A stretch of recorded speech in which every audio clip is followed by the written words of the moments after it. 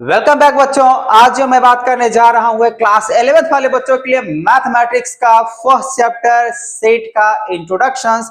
तो बच्चों क्या है ना, किसी भी चैप्टर को खासकर मैथमेटिक्स में बनाने से पहले उसका इंट्रोडक्शंस या उसके बेसिक कॉन्सेप्ट क्लियर करना बहुत ही जरूरी होता है। तो आज मैं आपको सिर्फ इंट्रोडक्शन देने वाला हूं पूरे कंप्लीट चैप्टर का। तो सारे बच्चे ध्यान से सुने, क्योंकि बिना इंट्रोडक्शंस का, बिना बेसिक कॉन्सेप्ट का आप क्वेश्चन सॉल्व नहीं कर सकते हो, खासकर आप हायर क्लासेस में अगर बातें करें तो। ठीक है, तो चलिए हम लोग आज देखते हैं आखिर ये सेट होता क्या है।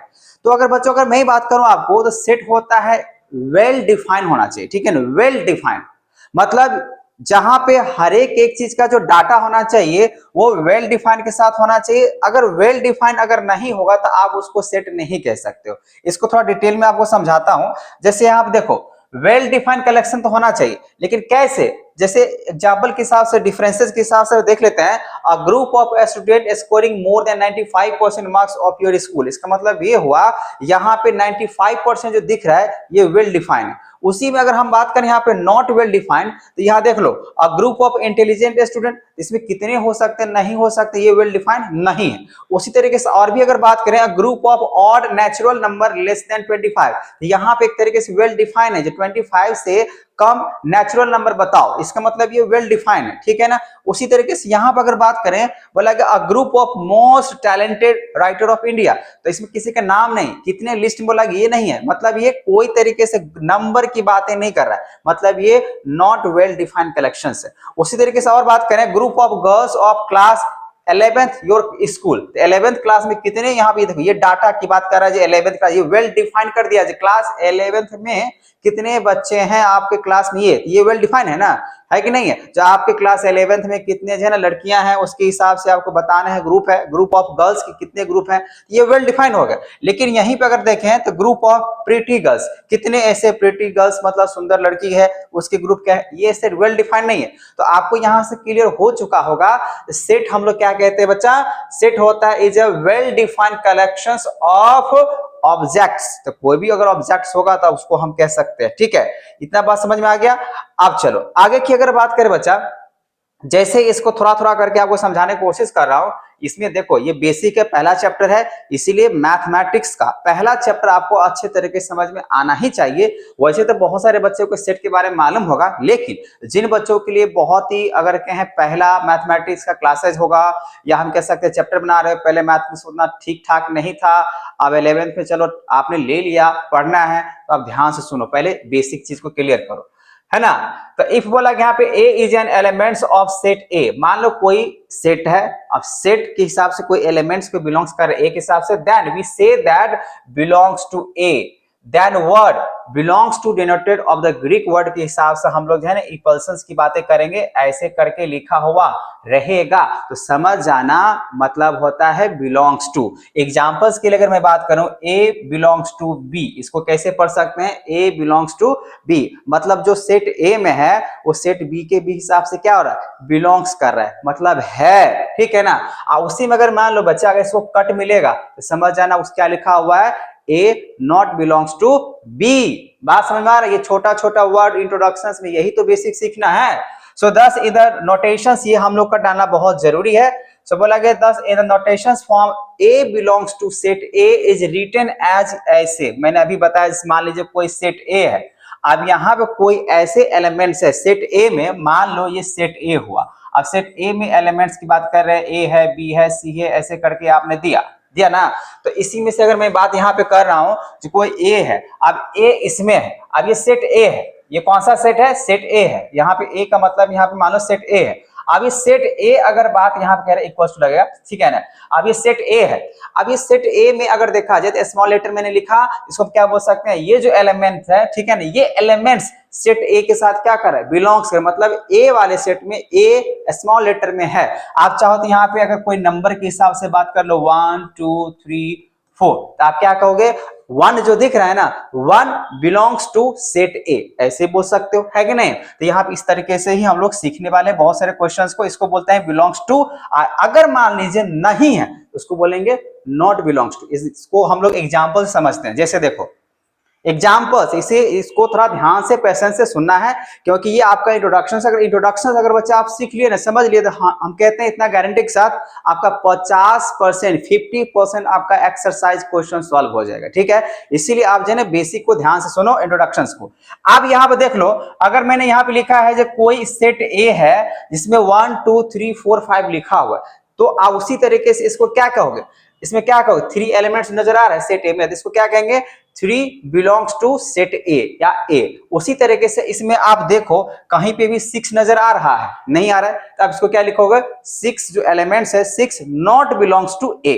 बात समझ में आ रहा है। अब देखो दूसरा एग्जांपल की अगर बात करें, if P being the set of perfect square, कोई सेट है पी, उसमें बोला कि परफेक्ट स्क्वायर अगर है तो 36 के साथ, तो हम यहाँ पे लिख सकते हैं 36 6 का, ठीक है ना, यहाँ पे ऐसा कुछ नंबर दिख नहीं रहा है, लेकिन 36 क्या है हम लोग का, एक परफेक्ट स्क्वायर के हिसाब से बात कर लेते हैं, तो 6 का स्क्वायर 36, या 36 का अगर स्क्वायर रूट अगर करेंगे तो कितना हो जाएगा 6। तो ये क्या है, एक 36 बिलोंग्स टू पी, अगर इसमें है तो परफेक्ट स्क्वायर के हिसाब से, लेकिन ये पी नहीं होगा उसमें, इसीलिए लिख सकते हैं यहाँ पे 5 नॉट बिलोंग्स टू पी। ठीक है, तो इसलिए इसको आपने यहाँ पे क्या सीखा, अभी आपने ये दो एग्जांपल से क्या सीखा, सर बिलोंग्स टू सीखेज किसको बिलोंग्स टू कह सकते हैं, मतलब इसमें से कोई अगर नंबर अगर मुझे दिखा तो मैं कह दूंगा वहां पे वो बिलोंग्स टू है, और जो भी सेट में नहीं दिखेगा उसको हम बिलोंग्स टू नहीं कह सकते हैं। बात यहाँ पे क्लियर हो गया।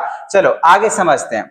यहाँ पे आगे, वैसे तो आप जूनियर क्लास में इस सब वर्ड को आप समझ लगे होंगे पहले से ही, जैसे यहाँ देखो एन से अगर कहें तो एन से क्या कहते हैं, नेचुरल नंबर। क्या है ना बच्चा, जब आप सेट बना रहे हो तो आपको शॉर्ट फॉर्म पता होना चाहिए किसको किससे डिनोट करते हैं। तो यहाँ पे नेचुरल नंबर के लिए हम लोग क्या करते हैं एन, और जेड के लिए क्या यूज करते हैं ऑल इंटीजर्स, मतलब इंटीजर्स के लिए हम लोग जेड सिंबल यूज करेंगे, रैशनल नंबर के लिए हम लोग की यूज करते हैं, और उसके बाद रियल नंबर्स के लिए हम लोग क्या यूज करते हैं आर। उसी तरीके से अगर कहें पॉजिटिव इंटीजर्स होगा तो जेड पे जो है प्लस होता है। ठीक है, उसी तरीके से अगर बात करें पॉजिटिव अगर रैशनल नंबर होता है तो क्यू पे जो है प्लस होता है, लेकिन सारे अगर रैशनल नंबर होगा तो सिर्फ क्या होता है क्यू होता है। उसी तरीके से अगर बात करें आर पे अगर पॉजिटिव है तो ये क्या हो जाएगा positive, real numbers rational numbers सब आ जाता है। वैसे आपको मालूम होना चाहिए जो रैशनल नंबर क्या होता है और इरेशनल नंबर क्या होता है, और ये दोनों के जो कॉम्बिनेशन होगा उसको आप क्या कह सकते हो, रियल नंबर। ठीक है, ये हम लोग पढ़ने वाले हैं अभी इंट्रोडक्शन में ही, और अच्छे तरीके से पढ़ने वाले बहुत सारे टॉपिक्स हैं।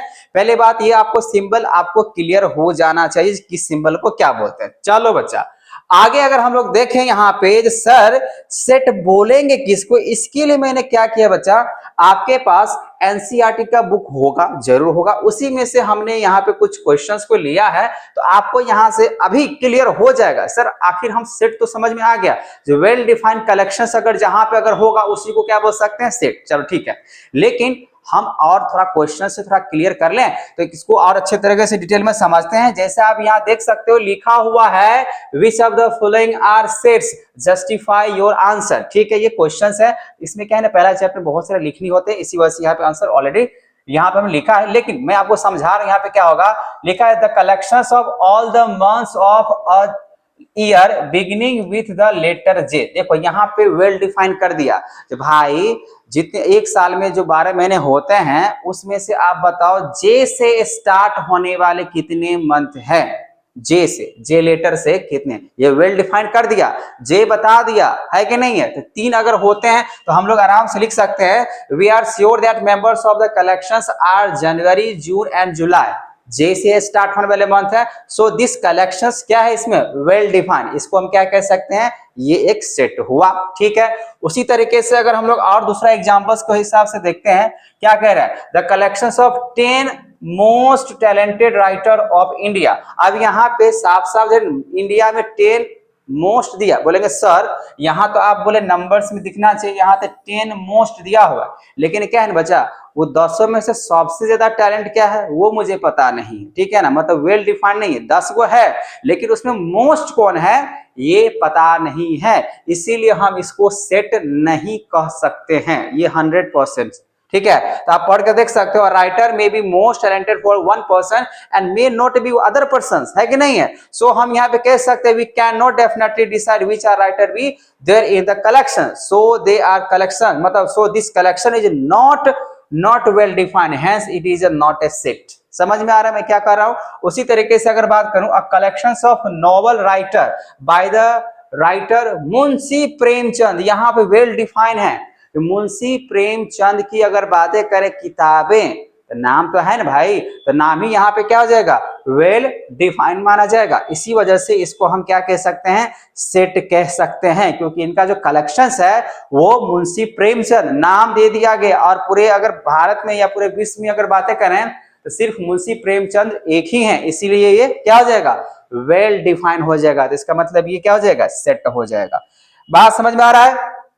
चलो अब यहाँ पे कुछ और भी बातें समझ सकते हैं। बिलोंग्स टू मैंने आपको समझाया ना किसको बोल सकते हैं, तो उसको और क्लियर करते हैं। तो यहाँ पर आप एग्जांपल देख सकते हो, मैंने यहाँ पे लिया सेट ए। सेट आपको दिख रहा है, इसमें कितने सारे एलिमेंट्स यहाँ पर रखा हुआ, इसको एलिमेंट्स बोल सकते हो, ये सब एलिमेंट्स है, ठीक है। देन बोला गया है इंसर्ट, बोला गया अप्रोप्रिएट जो सिंबल बिलोंग्स या not belongs in each of the following blanks spaces. बहुत सिंपल है, लेकिन हम लोग को तो सीखना है भाई कैसे बिलोंग्स टू हो सकता है। तो यहाँ पर आप चलो बच्चा, जैसे वहां देखो क्या उसमें 4 नजर आ रहा है, बिल्कुल नजर आ रहा है। अब यहाँ क्या बोला, 4 क्या होगा, तो 4 जो एलिमेंट्स दिख रहा है वो 4 एलिमेंट्स क्या होगा, बिलोंग्स टू होगा। हाँ या ना, बिल्कुल होगा, क्योंकि उसमें 4 है ना। तो जब 4 अगर सेट ए में दिख रहा है तो हम कह सकते हैं ये बिलोंग्स टू में है कि नहीं। उसी तरीके से अगर मैं बात करूं -4, क्या आपको कहीं माइनस नजर आ रहा है इसमें एलिमेंट्स में, नहीं नजर आ रहा है। इसी वजह से इसमें जो है ना ऐसे करके जो सिंबल्स होता है इंपल्सेस का, ठीक है ना, तो इसको आप क्या करो, इसको इस तरीके से लिख के इसको काट दो, ऐसे लिखो और इसके बाद इसको क्या करना है, काट देना है, तो ये हो जाएगा नॉट बिलोंग्स टू। उसी तरीके से 12, क्या इसमें 12 नजर आ रहा है, बिल्कुल नजर नहीं आ रहा है, इसीलिए आपको क्या करना होगा, जो स्पेल्सन्स की बातें कर रहे हैं उसको लिख के ऐसे करके काट देना है, ठीक है। उसी तरीके से यहाँ पे 9, तो 9 क्या उसमें नजर आ रहा है, बिल्कुल नजर आ रहा है, इसीलिए क्या हो जाएगा, ये बिलोंग्स टू में है, इसको बिलोंग्स टू हम लोग लिख सकते हैं। आपको सिंबल यहाँ पे दिख रहा होगा, belongs to, not belongs to, ठीक है। उसके बाद 0 इसमें है, बिल्कुल है, तो हम यहाँ पे लिख सकते हैं 0 बिलोंग्स टू ए सेट हो रहा है। -2 की बात करें, क्या -2 इसमें नजर आ रहा है, नहीं नजर आ रहा है, इसीलिए हम लोग यहाँ पे लिख सकते हैं नॉट बिलोंग्स टू। अब बात समझ में आ गया, बात समझ में आया कि नहीं? चलो यहां से तो क्लियर हो चुका है जी कौन सा बिलोंग्स टू होगा, कौन सा बिलोंग्स टू नहीं होगा। अब बच्चा आप जैसे जैसे आगे बढ़ोगे यहां पे आपका जो टॉपिक्स है गहराता हुआ नजर आएगा। तो देखो अब हम लोग जो रिप्रेजेंटेशंस करने वाले सेट को 2 तरीके से बनाते हैं, ठीक है ना। सेट को हम लोग 2 तरीके से पढ़ने वाले हैं। पहली बात यहाँ पर अगर देखें तो हम लोग पढ़ने वाले हैं रोस्टर फॉर्म, ठीक है। रोस्टर फॉर्म में हम लोग अधिकतर क्वेश्चंस को देखेंगे, बाकी बात ये सब आपको थोड़ा कम देखने को मिलेगा। इसी को हम लोग रोस्टर फॉर्म को ही हम लोग क्या बोलते हैं, टैबुलर फॉर्म बोल सकते हैं, लिस्टिंग फॉर्म बोल सकते हैं, ठीक है, या लिस्टिंग मेथड बोल सकते हैं। लेकिन एक तो हम लोग को पढ़ना है रोस्टर फॉर्म में पढ़ना है, दूसरा पढ़ना है सेट बिल्डर फॉर्म में पढ़ना है, ठीक है, जिसको हम लोग रूल मेथड के नाम से भी जानते हैं। तो ये 2 हम लोग को फॉर्म पढ़ने हैं। सबसे पहली बात यहां पे अगर देख लें जो रोस्टर फॉर्म क्या होता है, क्योंकि हम लोग को सबसे पहला फॉर्म क्या देखना है बच्चा, रोस्टर फॉर्म। तो आखिर ये रोस्टर फॉर्म होता क्या है, रोस्टर फॉर्म होता क्या, बहुत ही सिंपल है, समझना बहुत जरूरी है, क्योंकि यहीं से आपका कॉन्सेप्ट शुरू होता है, ठीक है। देखो all the elements of set are listed, जब आपके पास कोई अगर सेट अगर आपको दिखे, जैसे इससे पहले आपको जो एग्जांपल लेके समझा रहे थे belongs to not belongs to, अगर मान लीजिए कोई आपके पास यहाँ पे सेट्स अगर दिया गया, अब उस सेट्स में जो भी एलिमेंट्स आपको नजर आएगा वो एक लिस्टेड रहता है कि नहीं, लिखा हुआ रहेगा 1 2 3 4 5 6 7 या ABCD कुछ भी हो सकता है। तो वो जो लिस्टेड है ना वो इस तरीके से अगर रहा उसको हम बोलते हैं रोस्टर फॉर्म में। जैसे आप यहाँ पर देख सकते हो हम जितने भी एलिमेंट्स है सेट का वो लिस्ट कर देते, इसी वजह से इसका नाम है ना लिस्टेड भी बोला गया, ठीक है। उसके बाद एलिमेंट्स आर बीइंग बोला गया सेपरेटेड बाय द कॉमा, और जितने भी एलिमेंट्स होगा उसको किससे लिखते हैं, सेपरेट कर देते हैं कॉमा से। आपको यहाँ पे दिख रहा होगा ये रोस्टर फॉर्म है, जैसे यहाँ पे कर्ली ब्रैकेट्स लिया मैंने 1 2 3 4 5 6 इस तरीके से 9 तक लिखा हुआ है कि नहीं है। तो ये किसके फॉर्म में लिखा हुआ है, रोस्टर फॉर्म में। क्वेश्चंस क्या कह रहा है, the set of all natural number less than 10, तो लेस देन 10 नहीं लिखना है, 10 से कम, तो क्या लिखाएगा नेचुरल नंबर में, क्योंकि आपको पता होना चाहिए जो नेचुरल नंबर होता है वो हमेशा क्या होता है, पॉजिटिव नंबर होता है ना। तो आप लिखोगे 1, 0 से नहीं, 0 अगर करेंगे तो फिर वो होल नंबर हो जाएगा, तो 1 से लेकर 9 तक ही लिखने हैं। तो अब ये 1 से लेकर जब आप 9 तक लिख रहे हो, इस तरीके से अगर लिख रहे हो तो ऐसे लिखने वाले चीज को क्या बोलते हैं, ये रोस्टर फॉर्म में है, बात समझ में आया। यहाँ पे ऐसे अगर लिखा हुआ है पूरे तरीके से लिस्ट किया गया नंबर का या कोई भी चीज का, सिर्फ नंबर ही नहीं, कोई वर्ड्स भी है, अगर मान लीजिए ऐसे करके भी दिया है AEIOU ऐसे करके भी दिया हुआ है, तो आप क्या कह सकते हो, ये एक रोस्टर फॉर्म में है। ये बात क्लियर हो गया। चलो जब ये रोस्टर फॉर्म समझ में आ गया, इस तरीके से अगर होता है तो आगे भी समझ में आ जाएगा। चलो बच्चा इसको हम लोग क्वेश्चन के हिसाब से समझते हैं, एग्जांपल्स लिखे। तो बोला right the set of all vowels in English alphabets which proceeds S. देखो अब यहाँ पे the vowels which proceed S, proceeds की बातें करें, बोला यहाँ पे AEIOU होता है कि नहीं होता है। वॉवेल्स में अगर बातें करें, इंग्लिश अल्फाबेट्स में अगर बातें करें तो AEIOU होता है तो होता है कि नहीं होता है AEIOU। तो देखो यहाँ पे मैंने मान लिया ये सेट A है, इसको मैंने इस तरीके से दिखा दिया, ये किसके फॉर्म में हो गया बच्चा, रोस्टर फॉर्म में हो गया। ठीक है, तो ये हो गया आपका रोस्टर फॉर्म में। तो आपको बात समझ में आ रहा है। अगर लिस्ट कर देते हैं जितने भी एलिमेंट्स होते हैं, जितने भी एलिमेंट्स होगा उसको अगर आप लिस्ट के फॉर्म में लिखते हो, कॉमा लगा के, सेपरेट कॉमा लगा हुआ है ना, उसका मतलब क्या हुआ, वो रोस्टर फॉर्म में लिखा हुआ। चलो ये भी क्लियर हो गया। थोड़ा सा और क्लियर करते इस बात को। जैसे देखो describe the following sets in roster form. अगर ये देख रहे हो ये रोस्टर फॉर्म में नहीं है, ये सेट बिल्डर फॉर्म में दिया हुआ है। अब ये सेट बिल्डर फॉर्म में दिया हुआ है, सेट बिल्डर फॉर्म से मुझे क्या करना होगा, रोस्टर फॉर्म में करना होता है। क्या लिखा हुआ है, वैसे तो यहाँ पे लिखा हुआ है, मान लो कोई सेट ए है, ठीक है ना, सो एक्स, इसको क्या पढ़ेंगे एक्स, वो तो मालूम है, इसको पढ़ेंगे x such that x is positive integers and divisor of 9। इसका मतलब ये हुआ जो 9 को डिवाइड करने वाले मुझे एक सेट तैयार करना है, लेकिन किसके फॉर्म में, सेट बिल्डर फॉर्म में। ठीक है, सॉरी रोस्टर फॉर्म में। ये तो सेट बिल्डर फॉर्म में दिया, मुझे रोस्टर फॉर्म में चाहिए, है कि नहीं है। अब रोस्टर फॉर्म में अगर चाहिए तो देखो x such that x is positive integers and divisor of 9 ऐसे लिखा हुआ है। ये देखो 9 के डिवाइजर एक तो एक से डिवाइड हो जाएगा, फिर 3 से डिवाइड हो जाएगा और 9 से डिवाइड हो जाएगा। होगा या नहीं होगा, तो हम इसको अगर लिस्टेड में अगर लिख दिए तो यही तो माना जाएगा रोस्टर्ड फॉर्म। ये सेट बिल्डर फॉर्म में दिया हुआ है, ऐसे करके लिखा हुआ रहेगा तो हम बोल सकते हैं बिल्डर फॉर्म में दिया हो, सेट बिल्डर फॉर्म में। लेकिन अगर लिस्ट में लिख दिए तो हो जाएगा रोस्टर फॉर्म में। समझ में आ रहा है, आप मुझे कमेंट करना। नेक्स्ट देखो यहाँ पे और भी बहुत सारे एग्जांपल्स आपको क्लियर करना होगा।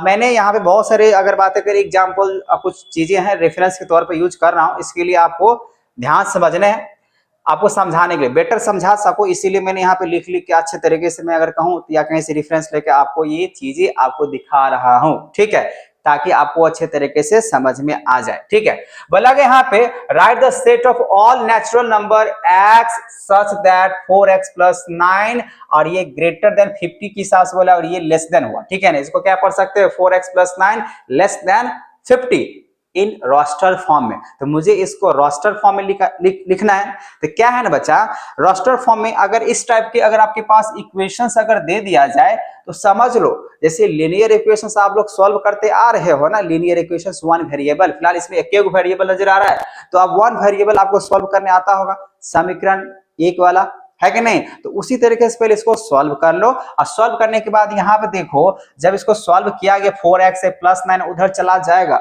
मान के चलो ये शर्त इक्वल टू तो है ये नहीं है, ये तो ग्रेटर देन की बात करें, 50 ज्यादा ये छोटा है, चलो ठीक है कोई दिक्कत नहीं है। लेकिन क्या है ना, अभी हम इक्वल की बात, इक्वेशंस की बात मैंने बोला उस तरीके से सॉल्व कर सकते हो। ठीक है, तो यहाँ पे देखो जब सॉल्व किया गया तो x का वैल्यू कितना आ रहा है, एक्स वैल्यू क्या है, एक्स लेस देन आ रहा है 10.25 आ रहा है कि नहीं। अब इसमें मुझे इसको अगर रोस्टर फॉर्म में अगर करना है, ठीक है, इसको मुझे किसके फॉर्म में करना है, रोस्टर फॉर्म में, तो इससे कम ही डाटा जो होगा 10.25 से मुझे कम जो होगा वही मुझे लिखना पड़ेगा। रिक्वायर्ड सेट देखो अब ये 10.25 की अगर बातें करें तो क्या लिखाएगा, 10.25 से कम, 10 तक तो लिख ही सकते हैं ना, ये देख सकते, ये क्या निकल के लिखा है, रोस्टर फॉर्म। बात समझ में आ रहा है, यही। अब ये किस तरीके से बना है मुझे उससे मतलब नहीं है, मैंने बोला सीधा सीधी बात, यहाँ पे आपको जैसे लीनियर इक्वेशन सॉल्व करते हो वैसे आपको सॉल्व कर लेना है। अब नॉर्मली भी अगर इसको सॉल्व करते हो 4x प्लस 9, ठीक है ना, मान लीजिए लेस देन यहाँ पे बातें कर रहे हैं 50 के हिसाब से, तो 4x इक्वल टू 50 और प्लस 9 है उधर चला जाएगा, होगा ना, ये कितना हो जाएगा 41, और उसके बाद यहाँ पे हो जाएगा x, तो यहाँ पे अगर x के वैल्यू अगर निकालते हैं तो 41 और बाय में यहाँ पे कितना हो जाएगा 4, तो उसी तरीके से यहाँ पे तो आ गया। बाकी बात ये बैलेंसिंग मेथड से बना है, -9 दोनों तरफ 9 सब्ट्रैक्ट कर लिया, अगर प्लस है तो -9, ये बैलेंसिंग मेथड, कोई दिक्कत नहीं है। बात समझ में आ रहा है? ये हुआ, हमने लिखा इसको, ये जो लिखा हुआ है ये सेट बिल्डर फॉर्म में लिखा हुआ है। अब इस सेट बिल्डर फॉर्म में लगभग में कह सकते हैं यहाँ पे x और x सच दैट नहीं लिखा हुआ, लेकिन मान लो ऐसे अगर दिया गया है और आपसे पूछ रहा है बच्चा आप इसको जो है ना रोस्टर फॉर्म में दिखाओ, तो रोस्टर फॉर्म में बार बार मैं कह रहा हूँ लिस्ट के फॉर्म में लिखना पड़ता है, जैसे ऐसे अगर होना चाहिए। क्लियर हो रहे हो ना? ठीक है, क्लियर कॉन्सेप्ट होना चाहिए। अब यहाँ पे आगे समझते हैं, अगर देखा जाए सेट बिल्डर के बारे में, तो सेट बिल्डर क्या होता है या रूल मेथड, पहले बात समझ में आ गया, रोस्टर फॉर्म समझ में आ गया। चलो आगे समझते हैं। यहाँ पे इन दिस फॉर्म की अगर बातें करें, बच्चा बोलेगा ऑल एलिमेंट जितने भी है पोजेस सिंगल कॉमा यूज करेंगे प्रॉपर्टी के लिए which is not possess by the any other elements. In such cases की अगर बातें करें, सेट को जो डिस्क्राइब करते हैं इस तरीके से, मतलब ये हम लोग यहाँ पे जो सेट बिल्डर की अगर बातें करें कैसे लिखेंगे, एक्स सच दैट अगर कोई चीज है तो उसके हिसाब से लिखेंगे, पी एक्स की जो बातें कर रहे हैं, कोई प्रॉपर्टी ऐसा है सिंगल कॉमा उसका जो प्रॉपर्टी है जो कह रहा है। अब यहाँ मान लो 4x + 4 ऐसे भी तो हो सकता है, कोई प्रॉपर्टी अगर है, अभी अब एग्जांपल से क्लियर कर देंगे, तो उसके बाद होल्ड्स और फिर ब्रैकेट क्लोज कर देंगे, तो इसको पढ़ते हैं x such that property holds bracket comma, ठीक है ना, जो कर्ली ब्रैकेट है उसको लेके हम लोग कॉमा यूज करके पूरी तरीके से क्लोज कर देते हैं। ठीक है, तो ये आपको समझ में आ गया। ऐसे लिखने वाले को हम लोग बोल सकते हैं ये सेट बिल्डर फॉर्म में है, और जब सेट बिल्डर रहेगा तो फिर सेट बिल्डर से आप क्या बना सकते हो, रोस्टर फॉर्म में, फिर रोस्टर से क्या बना सकते हो, सेट बिल्डर फॉर्म में। समझ में आ रहा है?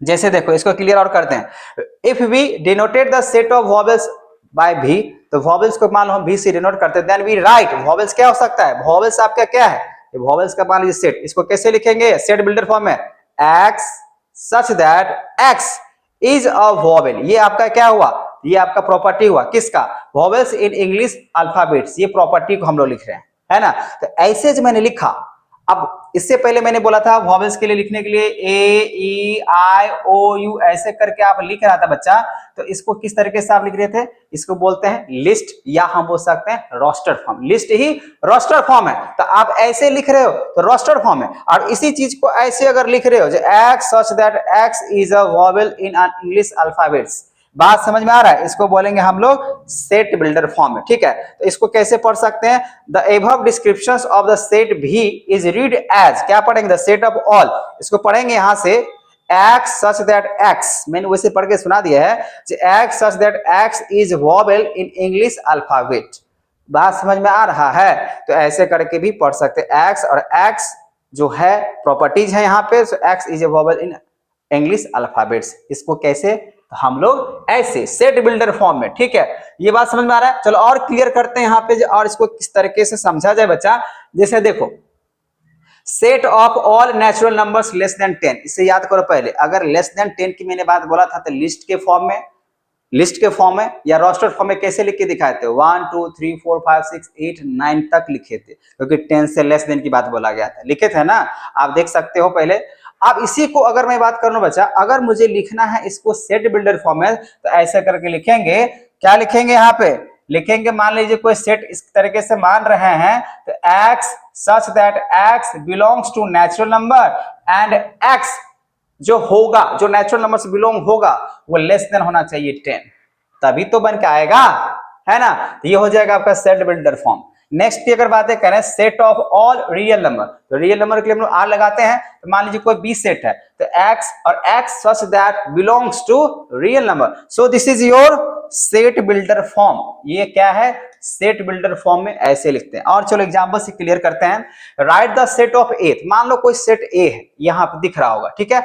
अब यहां पे इस सेट ए को मुझे इसको सेट बिल्डर फॉर्म में लिखना है, ये सेट ए है, ये हम नहीं कह रहे जो रोस्टर फॉर्म में है, ठीक है ना, वैसे तो ये रोस्टर फॉर्म में ही है, लेकिन ये नहीं कह रहे हैं यहाँ पे ये कोई सेट है जो कि रोस्टर फॉर्म में लिखा हुआ है।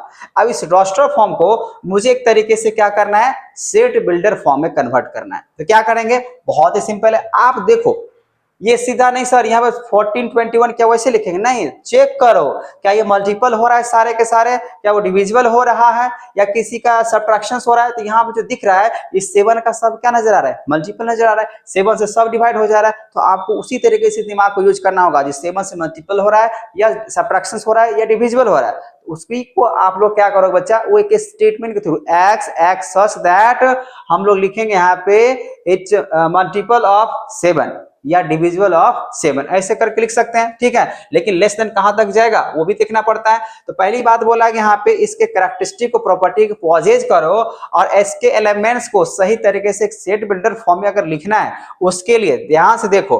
एक्स जो रिप्रेजेंट करते एलिमेंट और गिवन सेट के हिसाब से, मान लो नंबर्स दिया गया नेचुरल नंबर ग्रेटर देन 13, यहाँ पे ग्रेटर देन 13 13 से ज्यादा है ना यार, 13 के बाद यहाँ पे 14 हुआ तो लिख दिया अपने हिसाब से, तो 13 है। और लेस देन कितना बोला गया? 99, यहाँ पे 98, लेस देन 99 में है कि नहीं? ये आपको ऑब्जर्वेशंस के लिए बात किया जा रहा है। सो हम यहाँ पे कह सकते हैं जो सेट आपको ए नजर आ रहा है वो सेट ए बोला गया है, वो जो बनेगा सेट बिल्डर फॉर्म में उसको वो लिखेंगे x such that x is a natural number greater than 13 less than 99 and multiple of 7। यही ना आपने ऑब्जर्व किया, सबसे पहले ऑब्जर्व करो, ठीक है ना। अगर कोई लिस्टेड फॉर्म में लिखा हुआ है, मतलब रोस्टर फॉर्म में लिखा हुआ है, उसको आपको सेट बिल्डर फॉर्म में लिखना है, तो पहले ऑब्जर्व करो आखिर ये इसको मैं क्या पढ़ सकता हूँ, क्या इसमें चीजें हैं। उसी को एक स्टेटमेंट के थ्रू x और x सच दैट जो प्रॉपर्टी कह रहा है, ये जो इसका प्रॉपर्टी क्या कह रहा है, ये मल्टीपल हो रहा है 7 से, लेस देन है या मोर देन है, उसके हिसाब से। अच्छा बोलेंगे सर बच्चे यहाँ पे अगर हम यहाँ पे लिख देंगे मोर देन 12 तो कोई गलती हो जाएगा? कोई गलती नहीं होगा। अब यहाँ पे अगर लिख देंगे जो इसका स्टार्टिंग जो हो रहा है वो कितना से स्टार्टिंग हो रहा है, तो इसे 14 से हो रहा है, तो क्या इसको 30 लिखेंगे, ठीक है ना, स्टार्टिंग फ्रॉम 13 या मोर देन 13, तो डिपेंड्स करता है। लेकिन हाँ, ये प्रॉपर्टी क्या रहा है, मल्टीपल में है, डिविजिबल में है, ये आपको ध्यान रखना। क्या कह रहा है बार बार यहाँ पे, क्या पॉजेज कर रहा है, किस पे उस तरीके से है ना पूरी तरीके स्ट्रेस वर्ड डाल रहा है, आखिर ऐसा है पॉजेज करना, ठीक है ना, अपनापन एक तरीके से कह सकते हो।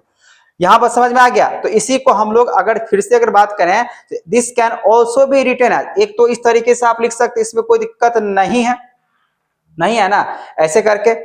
अब इसको और अच्छे तरीके से अगर लिखना है तो आप इसको ऐसे भी लिख सकते हैं, जो x such that x is a natural number a multiple of 7 and इसको बोल सकते हैं 13 greater than x, ठीक है ना, greater than 99, इस तरीके से हम लोग लिख सकते हैं। यहाँ पे 13 सर उल्टा पढ़ दिए, 13 लेस देन x और लेस देन यहाँ पे हो जाएगा 99, ये लेस देन है, ग्रेटर देन नहीं है, ठीक है, क्योंकि 99 से तो कम ही है, 98 ही है ना मेरे पास।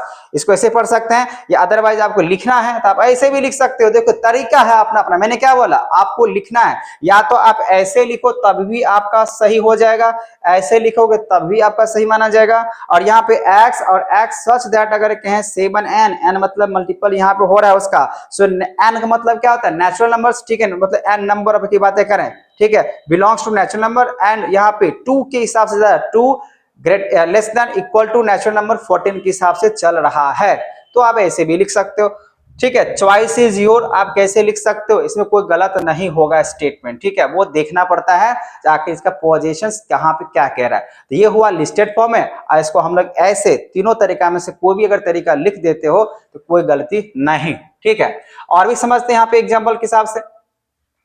अगर यहाँ पर आप देख सकते हैं, describe the following sets in the set builder form, इसको सेट बिल्डर फॉर्म में करना है। देखो आप इसको अच्छे तरीके से बच्चा आप यहाँ करो, ऑब्जर्व करो। जब यहाँ पर ऑब्जर्व अगर कर रहे हो तो आपको क्या नजर आ रहा है, वी ऑब्जर्व। देखो क्या लिखा है, पहले ऑब्जर्व करना पड़ेगा। कोई भी अगर क्वेश्चन होगा, अगर रोस्टर फॉर्म में दिया हुआ है तो रोस्टर फॉर्म से मान लो आप करते हो किसके फॉर्म में, सेट बिल्डर फॉर्म में, या सेट बिल्डर से आप रोस्टर फॉर्म में करते हो तो ऑब्जर्व करो आखिर कह क्या रहा है।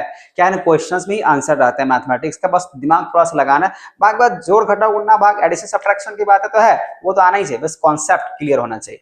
तो बोला कि we observe that these numbers are all prime numbers between 50 से 100। आपने ऑब्जर्व करा जब भाई ये सब जितने भी नंबर लिखा हुआ है ये एक प्राइम नंबर है जो कि 50 से आगे और 100 से पहले लिखा हुआ है, ऑब्जर्व कर लिया।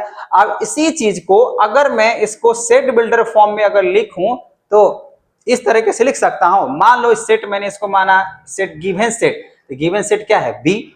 अब गिवन सेट बी, इसको हम लोग लिख रहे हैं सेट बिल्डर फॉर्म में, रोस्टर फॉर्म से, तो एक्स और x such that x is a prime number and 50 से क्या ज्यादा है ना, तो 50, ये 50 क्या हो जाएगा लेस देन, इसको अगर ऐसे है तो 50 लेस देन होगा, 50 less than x less then 100, मतलब 100 से यहाँ पे कम की बात कर रहा है, ठीक है। तो ये x ये जो दिख रहा है ये तो ग्रेटर ही हो जाएगा, 50 less than x greater than less than 100 के हिसाब से इसको बोल सकते हो। ये हम लोग को यहाँ पे है कि नहीं, 50 से ज्यादा, तो 50 से यहाँ पे ज्यादा की बात करें, ये जो प्रॉपर्टीज है x जो भी हमने यहाँ बिलोंग्स करवा रहे हैं, तो ये x जितने भी है ये क्या 50 से ज्यादा हो रहा है और 100 से कम हो रहा है कि नहीं हो रहा है, तो आप इस तरीके से लिख सकते हो। So this is your roster form, sorry set builder form, ये हुआ सेट बिल्डर फॉर्म, और ऐसे अगर लिखा हुआ है तो ये रोस्टर फॉर्म में लिखा हुआ। चलो इसको और हम लोग फटाफट यहाँ पे क्लियर कर लेते हैं, लास्ट वाले थोड़ा सा कंपेयर करके देखो, the set of all natural numbers between 10 and 14, ये तो हुआ स्टेटमेंट। अब अगर 10 से 14 के बीच में मुझे बोला गया सिर्फ नेचुरल नंबर बताओ, ये देखो यही हुआ नेचुरल नंबर, नहीं कौन सा नेचुरल नंबर बोला गया, set all natural numbers, natural 11 12 13 between, तो क्या होता है ना, जब कोई भी नंबर के बीच में नंबर की अगर बातें बोला जाता है लिखने के लिए, जैसे 10 से लिखा हुआ है 14 के बीच में, 10 कंसिडर नहीं होगा और ना ही 14 होगा, 13 से लेकर 11 से लेकर, सॉरी 10 से बोला ना, 11 से लेकर 13 तक ही कंसीडर करना पड़ेगा। तो इसको ऐसे मैंने अगर लिखा तो ये क्या हो जाएगा रोस्टर फॉर्म है। अब इस रोस्टर फॉर्म को अगर मैं लिखूं सेट बिल्डर फॉर्म है, तो x such that x belongs to natural number and 10, अब ये 10 की अगर बात है तो less than 10 less than greater than x less than 14 ये लिखा हुआ है। तो ऐसे कर इसको लिखें, ये रोस्टर से सेट बिल्डर, रोस्टर से सेट बिल्डर, समझ में आ रहा है, क्लियर हो गया होगा आई थिंक, ठीक है। फिर भी मैंने 2-4 एग्जांपल लिए ताकि आपको अच्छे तरीके से क्लियर आ जाए भैया। The set of all prime numbers less than 11, अब ये लेस देन 11 के हिसाब से बोला गया, तो लेस देन 11 में प्राइम नंबर कौन सा होगा, एक 7 हो जाएगा, 5 हो जाएगा, 3 हो जाएगा, 2 हो जाएगा, इस तरीके से 7 5 3 2 आपने लिखा। अब इसी चीज को क्या करना है रोस्टर सेट बिल्डर फॉर्म में लिखने, तो x और such that x a prime numbers and x less than greater then किससे 11 के हिसाब से लिख देंगे, बात खत्म हो जाएगा। अब यहां बोला गया set of all district letters used in the words friends, अभी फ्रेंड लिखा हुआ, ये किसके फॉर्म में लिखा हुआ, लिस्टेड फॉर्म है, मतलब रोस्टर फॉर्म। अब इस रोस्टर फॉर्म को सेट बिल्डर फॉर्म में लिखना है तो ऐसे लिख सकते हैं, so x such that x letter used in the word friends, ऐसे करके इसमें कोई लेस देन मोर देन की बातें नहीं चलेगी, जहां पे लेटर होगा ना वो सीधा सीधा लिखा जाएगा। हाँ जहां पे नंबर अगर रहेगा, जैसे ये सब नंबर की बात कह रहा था, तो नंबर के ऊपर आप ये जो लास्ट में दिख रहा है ना, ये आपके ऊपर चॉइस करना है, जो लेस देन ग्रेटर देन क्या हो रहा है उसके हिसाब से मेंशन कर दो, मतलब जो प्रॉपर्टी कह रहा है, जो रोस्टर फॉर्म में उस रोस्टर फॉर्म का जो प्रॉपर्टी कह रहा है उसी को यहाँ पे होल्ड करके लिख दो, बात खत्म, ठीक है। तो ये रहा बच्चा आपका सेट बिल्डर रोस्टर फॉर्म। चलो आप धीरे धीरे अब हम लोग जो है ना लगभग में यहां तक तो क्लियर हो गया होगा। अब क्वेश्चन यहाँ पे कह रहे हैं टाइप्स ऑफ सेट्स, सेट्स कितने टाइप्स के होते हैं ये अभी हम लोग को सीखने हैं और क्लियर करने हैं। तो एम्पैटी सेट, एम्पैटी सेट का मतलब ये हुआ अगर मान लीजिए कोई भी सेट में कोई भी एलिमेंट्स अगर कंटेन नहीं करता, ये तो लिखा हुआ ताकि आपको अच्छे तरीके से समझ में आ जाए जो आखिर ये होता क्या, ठीक है ना। वैसे आपको बता दूं जो एम्पैटी सेट होता है खाली वाला सेट, उसको 5 से डिनोट करते हैं, ऐसे लिखा हुआ रहेगा और इसको कट कर देंगे, ठीक है ना, उसको बोलते हैं 5, मतलब एम्पैटी सेट है, ठीक है, उसको डिनोट करते हैं। जैसे इसको आपको पढ़ के बता दें तो बोला कोई भी अगर सेट दिख रहा है does not contain any element, कोई एलिमेंट ही जो है ना उसमें कंटेन नहीं कर रहा है। अब सेट ए है और सेट बी है, उसमें कोई अगर मैच नहीं कर रहा है, तो एग्जांपल्स के लिए वैसे हम अभी क्लियर करेंगे, लेकिन डेफिनेशंस क्लियर कर लो आखिर क्या होता है। बेसिक अगर क्लियर हो गया तो आपको जो है ना दोनों क्लास 11 12 और आगे जेई जो भी आप तैयारी कर रहे हो सब क्लियर हो जाएगा। तो बोले यहाँ पे इज कॉल एन एम्पैटी सेट या नल सेट भी बोल सकते हैं, इसको या तो एम्पैटी सेट्स बोलो या तो नल सेट बोल सकते हैं या इसको वाइड सेट भी बोल सकते हैं। 3 तरीके से नाम से जाना जाता है, लेकिन अच्छे तरीके से बहुत सारे बच्चों के दिमाग में रहता है सर एम्पैटी सेट या तो नल सेट, मतलब कोई सेट उससे बिलोंग्स नहीं कर रहा है। जैसे इसको हम लोग इससे डिनोट करेंगे, ठीक है। जैसे यहाँ सेट मान लीजिए और सेट अगर बात करो ए है एग्जाम्पल के लिए, इसको क्या पढ़ सकते हैं, कैसे लिखेंगे, तो x such that x is a natural number less than 1, क्या बताइए 1 से कोई less than number natural number होता है, बिल्कुल नहीं, क्योंकि लेस देन 1 से अगर और पहले करेंगे तो नेगेटिव आ जाएगा ना, और नेगेटिव हम लोग को अच्छे तरीके से मालूम है जो नेगेटिव नंबर नेचुरल नंबर नहीं होता है, इसी वजह से ये नल सेट हो जाएगा, बॉइड सेट हो जाएगा, ठीक है, बॉइड सेट हो जाएगा, बॉइड नहीं बॉइड सेट हो जाएगा या एम्पैटी सेट हो जाएगा, ठीक है। सो हम लोग ध्यान देना है इस तरीके से बातें हैं, जो नेचुरल नंबर नेगेटिव्स नहीं होते इसी वजह से। चलो इसको और अच्छे तरीके से क्लियर करने के लिए मैंने यहाँ पे मैं बोल के रखा हूं भाई, जितने भी हैं सारे के सारे हम लोग एग्जाम्पल से क्लियर करेंगे, इलस्ट्रेशन से या क्वेश्चन से, ठीक है, ताकि आपको किसी तरीके से परेशानी नहीं। और गारंटी के साथ बोलते हैं आपका 50 से 60% आपका जो है ना एक्सरसाइज बनाने से पहले कवर अप हो जाएगा और आप बनाना शुरू कर दोगे। देखो ये भी मैंने एनसीईआरटी से लिया है, बोला कि यहाँ पे जो भी एग्जांपल्स की बातें करें, एग्जांपल नंबर फर्स्ट की बातें कर रहा हूं मैं, set of all even natural number divisible by 5, ऐसा होता है नहीं होता है ना। अब बोला कि set of all even natural number, अच्छा जितने भी नेचुरल अच्छा नंबर है वो सब 5 से होगा, ऐसा तो नहीं होना चाहिए। There are infinitive even number natural number है कि नहीं, so which are divisible by 5, जैसे एग्जांपल के साथ बात करें, it is not an empty set, ठीक है, नॉट एन इम्पेटी सेट, बहुत सारे हैं। तो बोला कि set of all even natural number divisible by 5, जितने भी नेचुरल नंबर्स होगा डिविजिबल बाय 5 होगा, तो बहुत सारे हैं ना। अब दूसरा क्वेश्चन की बात करें, set of all even prime number, तो ऑल इवन प्राइम नंबर तो वैसे तो मालूम होना चाहिए क्यों नहीं इवन प्राइम नंबर है, और वो क्या है 2 है, तो we know that 2 is only even prime number, so therefore it is not an empty set, ये भी इम्पेटी सेट नहीं है, ये भी इम्पेटी सेट नहीं है। दूसरी बात, यहाँ पे ये जो लिखा हुआ है बच्चा आपको सेट बिल्डर फॉर्म है, क्या लिखा हुआ है, x such that x square minus 2 equals to, ये होल्ड्स कर रहा है property and x is a rational number, तो वैसे आपको पता होना चाहिए अगर इसको -2 अगर दिया गया तो उस तरह से अगर भेज देंगे तो क्या बनेगा +2। अब +2 जो दिख रहा है एक तरीके से रूट में आ जाएगा, हाँ या ना, आएगा बच्चा, अरे भैया इसको आप सॉल्व कर लो ना, x square minus 2 equal to 0, अब एक्स स्क्वायर यहाँ पे है, माइनस से उधर चला गया तो हो जाएगा +2, अब यहाँ पे एक्स अगर इसको हम रूट शिफ्ट करते हैं इस तरीके से होगा। अब ये जो रूट दिख रहा है वो क्या होता है, इरेशनल।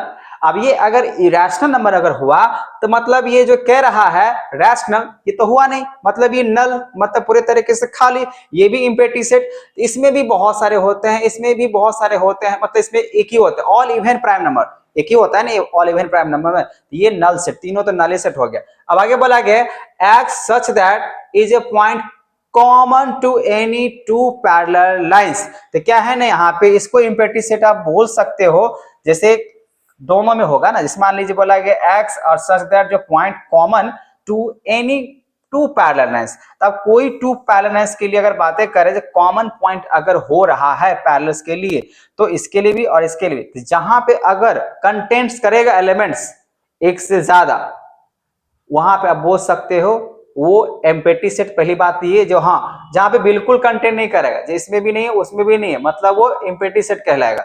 और यहाँ भी आप देख सकते हो we know that no points is common to any points, क्या इस पैरेलल के लिए एक तो यहाँ पे पॉइंट बनाएगा एक यहाँ पॉइंट बनाएगा, तो ये क्या कॉमन होगा नहीं, तो ये भी इम्पेटी सेट कहलाएगा। ये इम्पेटी सेट है क्योंकि इसमें कोई पॉइंट यहाँ पे कॉमन नहीं है, मतलब कोई भी अगर पॉइंट कॉमन नहीं है तो वो आ जाएगा इम्पेटी सेट, तो ये भी हो जाएगा इम्पेटी सेट हो जाएगा, ठीक है। यहाँ पे बोला कि 2 is only even prime number, so it is not empty set, ये इम्पेटी सेट नहीं है क्योंकि वो होता है, और यहाँ पे अगर बात करें इसमें बहुत सारे होता है तो ये भी एक इम्पेटी सेट नहीं होता है। मतलब सिंपल सी बात है बच्चा, जिसमें जो है ना अगर आपको कोई भी एलिमेंट्स कंटेन अगर नहीं करा वो इम्पेटी सेट है या नल सेट है, इतना समझ जाओ, ठीक है। इसी को मैं समझा रहा था, हो सके बीच में अगर मैं उल्टा बोल दिया हो उसको आप समझ लेना, ठीक है।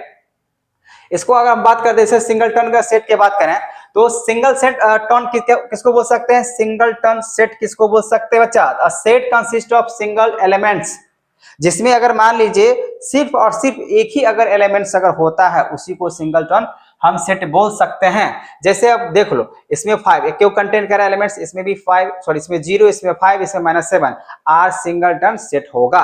उसी तरीके से इसको अगर ऐसे लिखे हैं x और x सच दैट +8, आई +8 उधर लेके जाएंगे तो -8, इसका मतलब एक को यहाँ पे प्रॉपर्टीज काम करा वो इंटीजर्स के फॉर्म में, तो हम कह सकते हैं यहाँ पे ये भी एक तरीके से सिंगल टर्न सेट होगा। क्लियर हुआ, नल समझ में आ गया। नल सेट किसको बोलते हैं, जिसको मैंने बोला एम्प्टी सेट जिसमें कोई भी एलिमेंट्स कंटेन नहीं करता है उसको बोलते हैं नल सेट या वाइड सेट भी बोल सकते हैं। और यहाँ बोला गया इसमें एक जो है ना सेट रहता है, मतलब एक एलिमेंट्स रहता है उसको क्या बोलते हैं, सिंगलटन सेट बोलते हैं। अब है फाइनाइट सेट। फाइनाइट का मतलब क्या होता है, जो लिमिटेड में होता है, जो लिमिटेड है, जो हम कहते हैं यहाँ पे 10 नेचुरल नंबर, 10 नेचुरल नंबर, इसका मतलब ये हो 1 से लेकर 10 तक में ये क्या है, लिमिटेड में, इसको बोलेंगे फाइनाइट सेट। ठीक है, तो यहाँ बोल सकते हैं सेट विच इम्पेटी या consist of definite numbers of elements is called finite set, जिसमें कोई डिफिनिट नंबर रहेगा उसी को बोल सकते हैं। जैसे देखो द सेट हुआ 1 2 3 4 is a finite set because it contains finite number elements, मतलब इसमें लिमिटेड दिया 1 2 3 4, इसका मतलब ये क्या हुआ, फाइनाइट हुआ, है कि नहीं। So there is only 4 elements है। अब अगला अगर बात करें, the set of solution of x square equals to 25, आप 25 को रूट कवर करके अगर तोड़ देते क्या वैल्यू निकल के आएगा, 5 आएगा ना। सो यहाँ पे 5 अगर आ रहा है तो एक एक एलिमेंट्स होगा, अब यहाँ पे पॉजिटिव होगा या तो नेगेटिव होगा, तो इसको क्या बोलेंगे, फाइनाइट।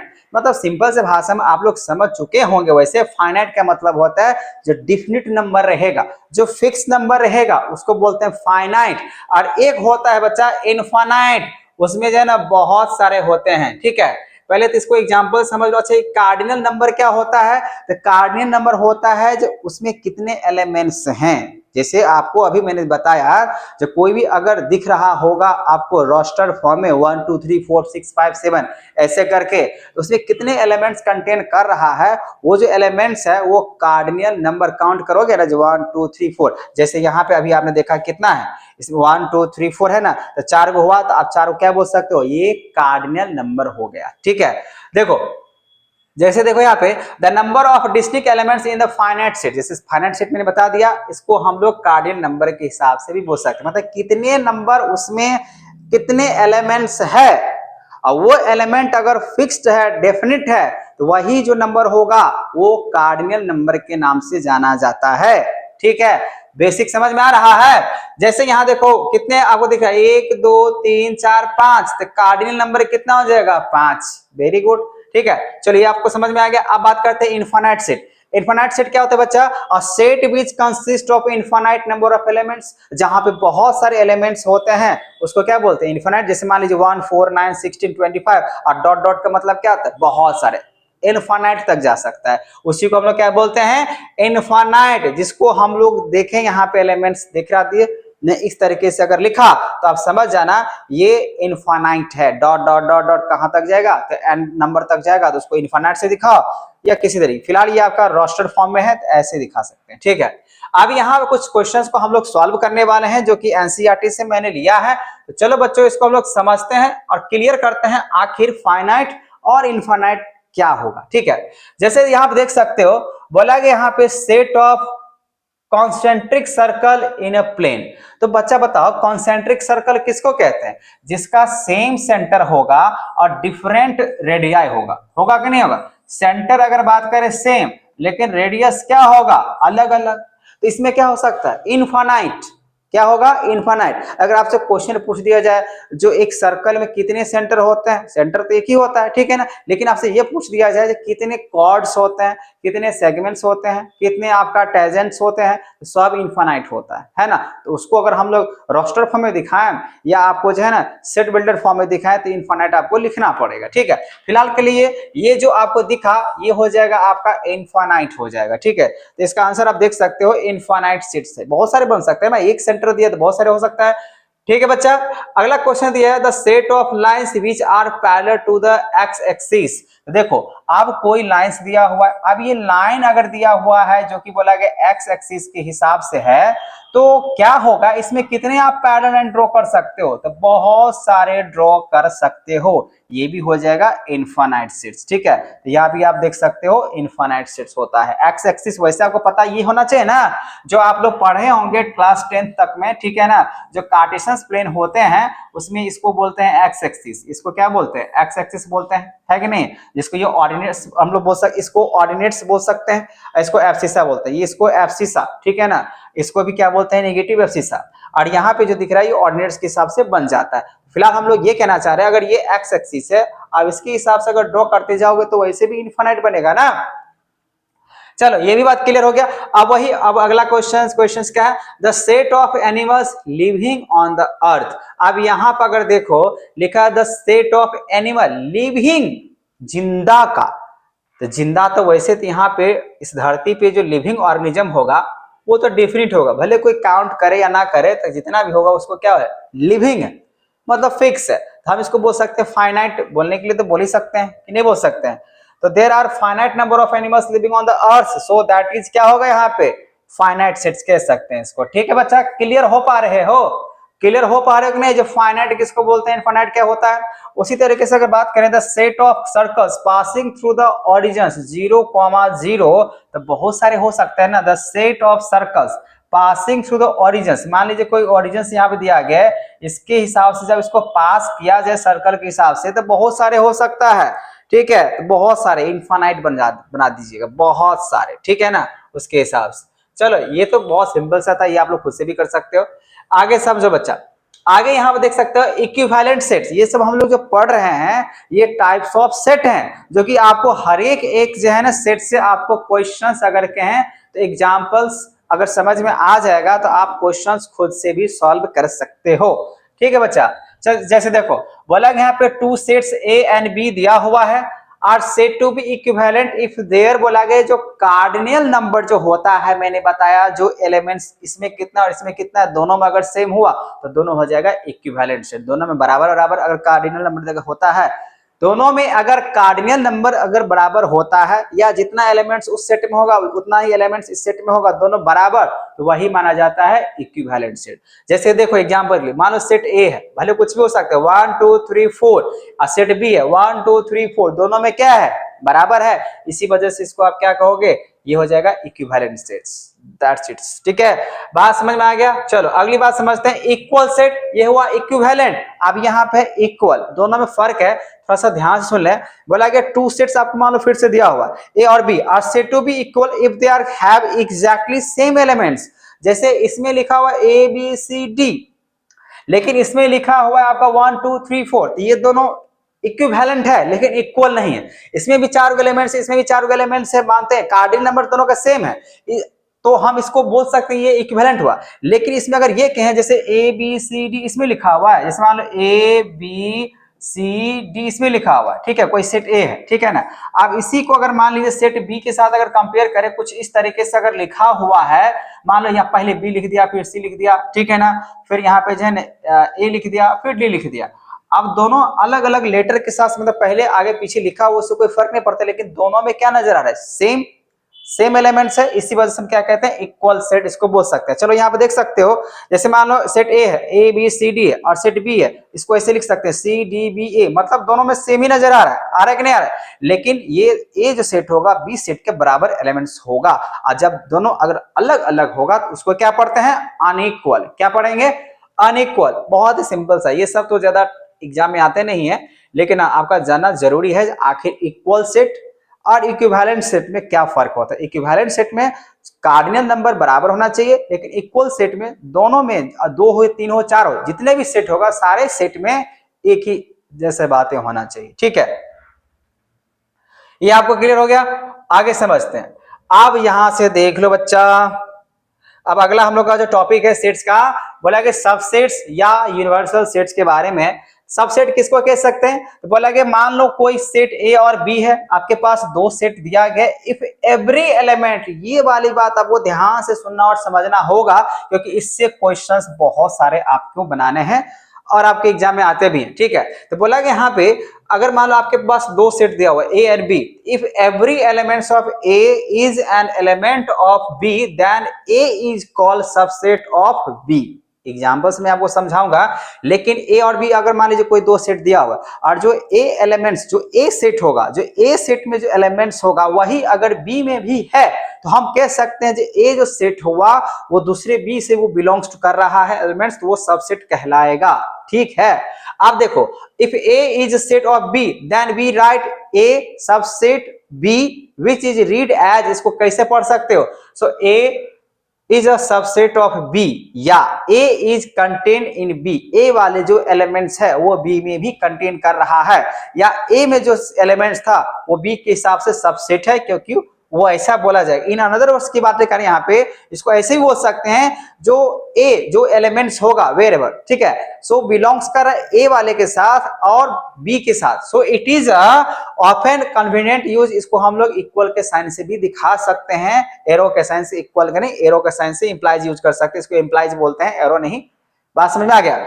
एरो कहते एक ही को रहता है डायरेक्शन से, एक ना इस तरीके से एरो हो जाएगा। अब ये दो तरीके से दिया गया तो ये इंप्लाइज हो जाता है, ठीक है। बात समझ में आ गया? अब इसको एग्जाम्पल से आपको मैं समझाता हूं। देखो यहां जो आप देख रहे हो ये तो आपको समझ में आ गया। क्या बोल सकते हैं इसमें, जो ए सबसेट बी ऐसे पढ़ो या तो ऐसे पढ़ो, x belongs to A, otherwise यहाँ पे x बिलोंग्स टू बी, ठीक है। जो आपने को बिलोंग्स टू मैंने पढ़ा है एप्पलसन्स के हिसाब से, the above statement is read as, कैसे इसको पढ़ सकते हो, A is subset of B if x is an element of A then implies that x is also elements of b। दोनों का हो सकता है। अब वही अगर नहीं रहेगा तो नॉट लगा देना है, ए नॉट सबसेट ऑफ बी। ये तो समझ में आ गया सर, जो ए में होगा वो बी में होगा, लेकिन सर कंफ्यूजन हो रहा है, इसको थोड़ा क्लियर कीजिए। इसी वजह से मैं आपको लिख के यहाँ पे पहले से बात, ये हम सीधा ऐसी बातें नहीं कर रहे हैं। चलो इसको हम आपको एग्जांपल से आपको समझाने की कोशिश करता हूं। सबसेट हो गया, प्रॉपर सबसेट, और आगे हम क्वेश्चन आपको बताएंगे, ठीक है। पहले इसको भी देख लेते हैं। जैसे देखो यहाँ पे अगर बात करें, जो ए सबसेट अगर बातें कर लेते हैं बी के हिसाब से, एंड ए जब बी के बराबर नहीं हो तो बोला कि then A is called a proper subset of B, so written as A subset. अगर बातें करें B is called super set, इसको सुपर सेट बोल सकते हैं। जैसे देखो अगर कोई ए है, ठीक है, सेट, सो एक्स और such that is in even natural numbers. अब बी अगर बात करें, एक ए सेट हुआ एक बी हुआ, अब दोनों में कंपेयर करके आप बता रहा हूं कि इसको क्या बोल सकते हो। अब यहां देखो इसमें बोला गया इवन नेचुरल नंबर, ऐसे बोला गया x such that x is natural number. मतलब क्या, जो सेट ए है, इस सेट ए में सिर्फ और सिर्फ क्या होगा, नेचुरल नंबर होगा, लेकिन कौन सा, इवन नेचुरल नंबर। लेकिन इसमें सिर्फ लिखा हुआ नेचुरल नंबर, तो नेचुरल नंबर 1 2 3 4 5 6 बहुत सारे हो सकते हैं, लेकिन जब इसमें लिख दिया हुआ इवन, तो आप यहां देखो ये सुपर सेट हो जाएगा। मतलब ए जो दिख रहा है और बी जो दिख रहा है, इसमें तो बहुत सारे नंबर है, तो हम कह सकते हैं यहाँ पे ए जो सबसेट दिख रहा है वो बी का जो है ना सुपर सेट हो जाएगा, क्योंकि ये नंबर इसमें भी आपको मिल जाएगा, ठीक है। सम इंपोर्टेंट अगर बात करें, इसको थोड़ा ध्यान से सुन ले बच्चा, थोड़ा ध्यान सुन ले, ये तो आपको समझ में आ गया प्रॉपर सेट, ठीक है। इसको आप इस तरीके से, ये तो सबसेट हुआ, इसको प्रॉपर सेट बोलो, ठीक है। ये सुपर सेट के साथ प्रॉपर सेट हुआ, मतलब इसमें जो एलिमेंट्स दिख रहा है वो इसमें भी होगा, क्योंकि आप देखो इसमें 1 2 3 4 5 4 जो दिख रहा है वो इवन है, फोर्थ इसमें भी है कि नहीं, तो आपको मिल जाएगा, ठीक है। अब यहाँ पे कुछ बातें हैं, एवरी सेट, इसको याद रखना, every set is a subset of itself. जितने भी नंबर है वो अपने आप को अगर कहें तो सबका वो सबसेट होता है, ठीक है। जैसे let A B any set, अगर दिया कोई मानो सेट ए है, अब उसमें एलिमेंट्स अगर देखें अगर है क्लियरली एक हिसाब से, हैंस जो होगा यहाँ पे ए सबसेट ऑफ ए के हिसाब से माना जाए। कोई ए एलिमेंट्स भी अगर है सेट ए में, तो इसका मतलब ये हुआ वो उसका सबसेट माना जाएगा। तो जितने भी नंबर्स होते हैं तो अपने आप को सबसेट माना जाता है। अगर नहीं है तो उसको हम बोल सकते हैं इम्पेटिव सेट को क्या बोलते हैं, phi is a subset of every set. ये भी बात सही है, फाई जो होता है वो किसी भी सेट का क्या होता है, सबसेट होता है। किसी को कुछ मिले या ना मिले तो ये अपने आप में एक सेट बन जाता है, ठीक है, क्योंकि वो खाली है, ठीक है ना, वॉइडेबल है, इसी वजह से कह सकते हैं ऐसी बात है। चलो ये भी क्लियर हो गया। अब यहाँ पे बोला गया बच्चा, अगर क्लियर नहीं हो पा रहे तो आप मुझे कमेंट करो, ठीक है। अब यहाँ बोला गया है subset of the set of real numbers. तो रियल नंबर्स क्या होता है आपको पता ही होगा, रैशनल नंबर और इरेशनल नंबर के कॉम्बिनेशंस को हम लोग क्या बोलते हैं बच्चा, रियल नंबर, है कि नहीं। जो नंबर लाइन रिप्रेजेंट किया जा सके वो इसको भी बोल सकते हो। जैसे देखो नेचुरल अगर बातें करें नंबर्स क्या होता है, तो नेचुरल नंबर जो होता है पॉजिटिव, इसको अगर मुझे दिखाना होगा ये हुआ नेचुरल नंबर, इसमें कोई बताने की जरूरत है नहीं। होल नंबर क्या होता है, जो जीरो से शुरू होता है उसको क्या बोलते हैं, होल नंबर। इंटीजर्स क्या होता है बच्चा, जो नेगेटिव पॉजिटिव और जीरो होगा उसको क्या बोलते हैं, इंटीजर्स बोलते हैं। ये सब तो आपके लिए आम बात है, आपने जो 10th पास कर आए भाई, 10th पास करके आए हो तभी तो उस पर भी मैथ्स पढ़ रहे हो, तो आपको तो पता ही होना चाहिए जो होल नंबर्स क्या है, नेचुरल नंबर्स क्या है, इंटीजर्स क्या है और साथ में रियल नंबर क्या है। तो रियल नंबर बनाने के लिए रैशनल नंबर की जरूरत पड़ता है, और रैशनल नंबर को बनाने के लिए आपको नेचुरल नंबर, होल नंबर और इंटीजर्स बनाने पड़ते हैं। इसको डायग्राम से समझाते हैं आपको, ठीक है। जैसे देखो इसको अगर डायग्राम से अगर समझते हो तो जो बड़ा सा आपको जो स्फीयर नजर आ रहा है सर्कल, उसको मान लो रियल नंबर, ठीक है। इसके हाफ पोर्शन से मान लो आधा में है आपका रैशनल और आधा में है आपका इरेशनल। किधर के भैया, ठीक है ना, ऐसे। तो इधर वाले पार्ट, ये वाला पार्ट जो ऐसे करके दिख रहा है ऐसे वाला, इसको माना गया है रैशनल, और इधर वाला पार्ट अगर मान लो तो इरेशनल। अब इरेशनल जो होता है वो तो रूट के बराबर होगा, जो a बाई बी के फॉर्म में नहीं होता है, ठीक है। अब जो रियल नंबर में अगर बात करें जो रैशनल है, मान लो इतना पार्ट में अगर ये रैशनल है तो छोटा सा इंटीजर हो सकता है, होल नंबर हो सकता है, प्राइम क्या उसको बोलते हैं नेचुरल नंबर हो सकता है। तो यही सब वो इंटीजर्स, होल नंबर, इसको आप बस ध्यान रखो। ये वो डायग्रामेटिकल तरीके से बताना, वैसे कोई इंपॉर्टेंट है नहीं, लेकिन हाँ आपको वेन डायग्राम जो अभी बताने वाले हैं उसमें आपको समझ में आ जाएगा, ठीक है।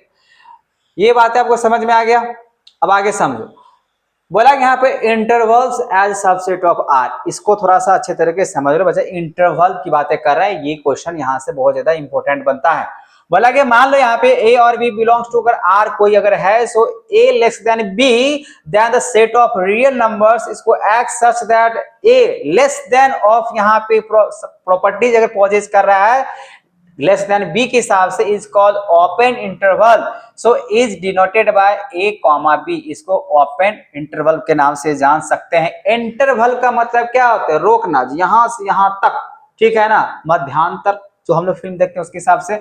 इसको और क्लियर कर लेते हैं, all the real numbers between A and B belongs to the open interval A comma B, but A and B not belongs to set interval, ठीक है। So interval which contains the end point, intervals क्या होता है, जो end point को contains करेगा। So also it is called close interval, so and it is denoted by A comma B. इस तरीके से बातें कर सकते हैं। यहाँ पे देखो सबसे मेन चीज है ना, क्लोज और ओपन के हिसाब से, स्मॉल ब्रैकेट के हिसाब से तो ओपन है, ठीक है ना, और सर क्या बोलते हैं स्क्वायर ब्रैकेट के हिसाब से तो क्लोज्ड है, ठीक है। अब इसको ऐसे भी बोल सकते हैं, कर्ली ब्रैकेट के हिसाब से है तो क्लोज्ड है। तो यहाँ पे x such that a less than equal to की बातें करें, x के हिसाब से लेस देन इक्वल टू हम बोल सकते हैं b, ठीक है। तो ये माना जाएगा आपका, क्या माना जाएगा, तो इंटरवल। इंटरवल दो तरीके से हम लोग बात कर सकते हैं, एक होता है ओपन जो स्मॉल ब्रैकेट के हिसाब से होता है, और एक होता है क्लोज जो कर्ली या हम कह सकते हैं यहाँ पे स्क्वायर ब्रैकेट के हिसाब से माना जाएगा, ठीक है। इसको और एग्जांपल से हम लोग समझते हैं। तो मान लो यहाँ पे बच्चा some intervals are close are one and open बोला गया अदर, तो सम इंटरवल की अगर बातें करें आर कॉल सेमी क्लोज। यहाँ पे देखो, इससे समझो, इससे समझो, यहाँ पे क्लोज भी है और ओपन भी, मतलब यहाँ पे आप दिख रहे हो, क्या दिख रहे हो, यहाँ पे स्क्वायर ब्रैकेट, इधर क्या है स्मॉल ब्रैकेट, इधर स्क्वायर ब्रैकेट, इधर स्मॉल ब्रैकेट, ये क्या है सेमी क्लोज। अगर यहाँ पे ऐसे करके स्क्वायर लग जाता, जैसे यहाँ पे स्क्वायर है इधर भी स्क्वायर लग जाता, तो क्लोज, ये क्लोज इंटरवल में आ जाता। और वही आप यहाँ पे देख सकते हो, एक तरफ यहाँ दिया गया है कर्ली क्या बोलते हैं इसको स्क्वायर ब्रैकेट, और एक तरफ दिया है स्मॉल ब्रैकेट, क्या ये क्लोज है, बिल्कुल नहीं है। तो हम कह सकते हैं यहाँ पे x, और x जो होगा वो सच दैट में यहाँ पे less than equal to x less than और ग्रेटर देन क्या हो जाएगा, less than b is an semi open interval from a to b which includes a but exclude b। a को इंक्लूड किया जाएगा लेकिन b को क्या किया जाएगा, एक्सक्लूड। ये तो चलेगा क्योंकि ये इसके पास टच कर रहा है क्लोज वाले, और ये तो आगे और भी लिखा जा सकता है जो कि ओपन है, इसलिए इसको एक्सक्लूड किया जाएगा भैया। जैसे जैसे जैसे देखो यहाँ पे एग्जांपल के लिए समझो, मान लो 2,8 है, it is a subset of -1 या 11। यहाँ पे -1 और 11 इसके सबसेट के हिसाब से 11 तो यहाँ पे ठीक है, और यहाँ पे सबसेट माना जाएगा इसके हिसाब से 4,6 इज सबसेट ऑफ, ये 4,6 है, ये सबसेट ऑफ 4,6 के हिसाब से हुआ। लेकिन अब यहाँ पे ये समझ में आ गया, ये क्या है, देखो ये ओपन है, ये भी इसकी ओपन, ये क्लोज है, यहाँ पे ये भी क्लोज है, लेकिन यहाँ पे थोड़ा गड़बड़ है, ये ओपन क्लोज है और यहाँ पे ओपन है, इज ए सबसेट ऑफ 4,6। तो यहाँ पे 4,6 इस तरीके से चल रहा है, लेकिन ये दोनों ओपन है, तो इसमें ओपन है तो कुछ भी लिखा जा सकता है ना, 2,8 है तो आगे चल के आपको इसमें कुछ भी लिखा जा सकता है कि ओपन है कि नहीं, ये इसके सबसेट बिल्कुल होगा क्योंकि ये ओपन में है, लेकिन ये क्लोज में है। अभी क्लोज में है इसमें एगो ओपन है एगो क्लोज है, पहला क्या है क्लोज और फिर क्या ओपन है 6, ये सबसेट माना जाएगा क्योंकि ये नंबर इसमें भी मिल रहा है। ये क्लोज तो कर दिया लेकिन 6 में है तो क्लोज करने में कोई दिक्कत नहीं है। जब इसमें भी एलिमेंट्स है और इसमें भी एलिमेंट सेम एलिमेंट्स से क्लोज कर दो तो सबसेट मान दिया जाएगा। इसमें अगर बात करें ये दोनों ओपन है और ये भी ओपन है, ये भी इसका सबसेट माना जाएगा, ठीक है।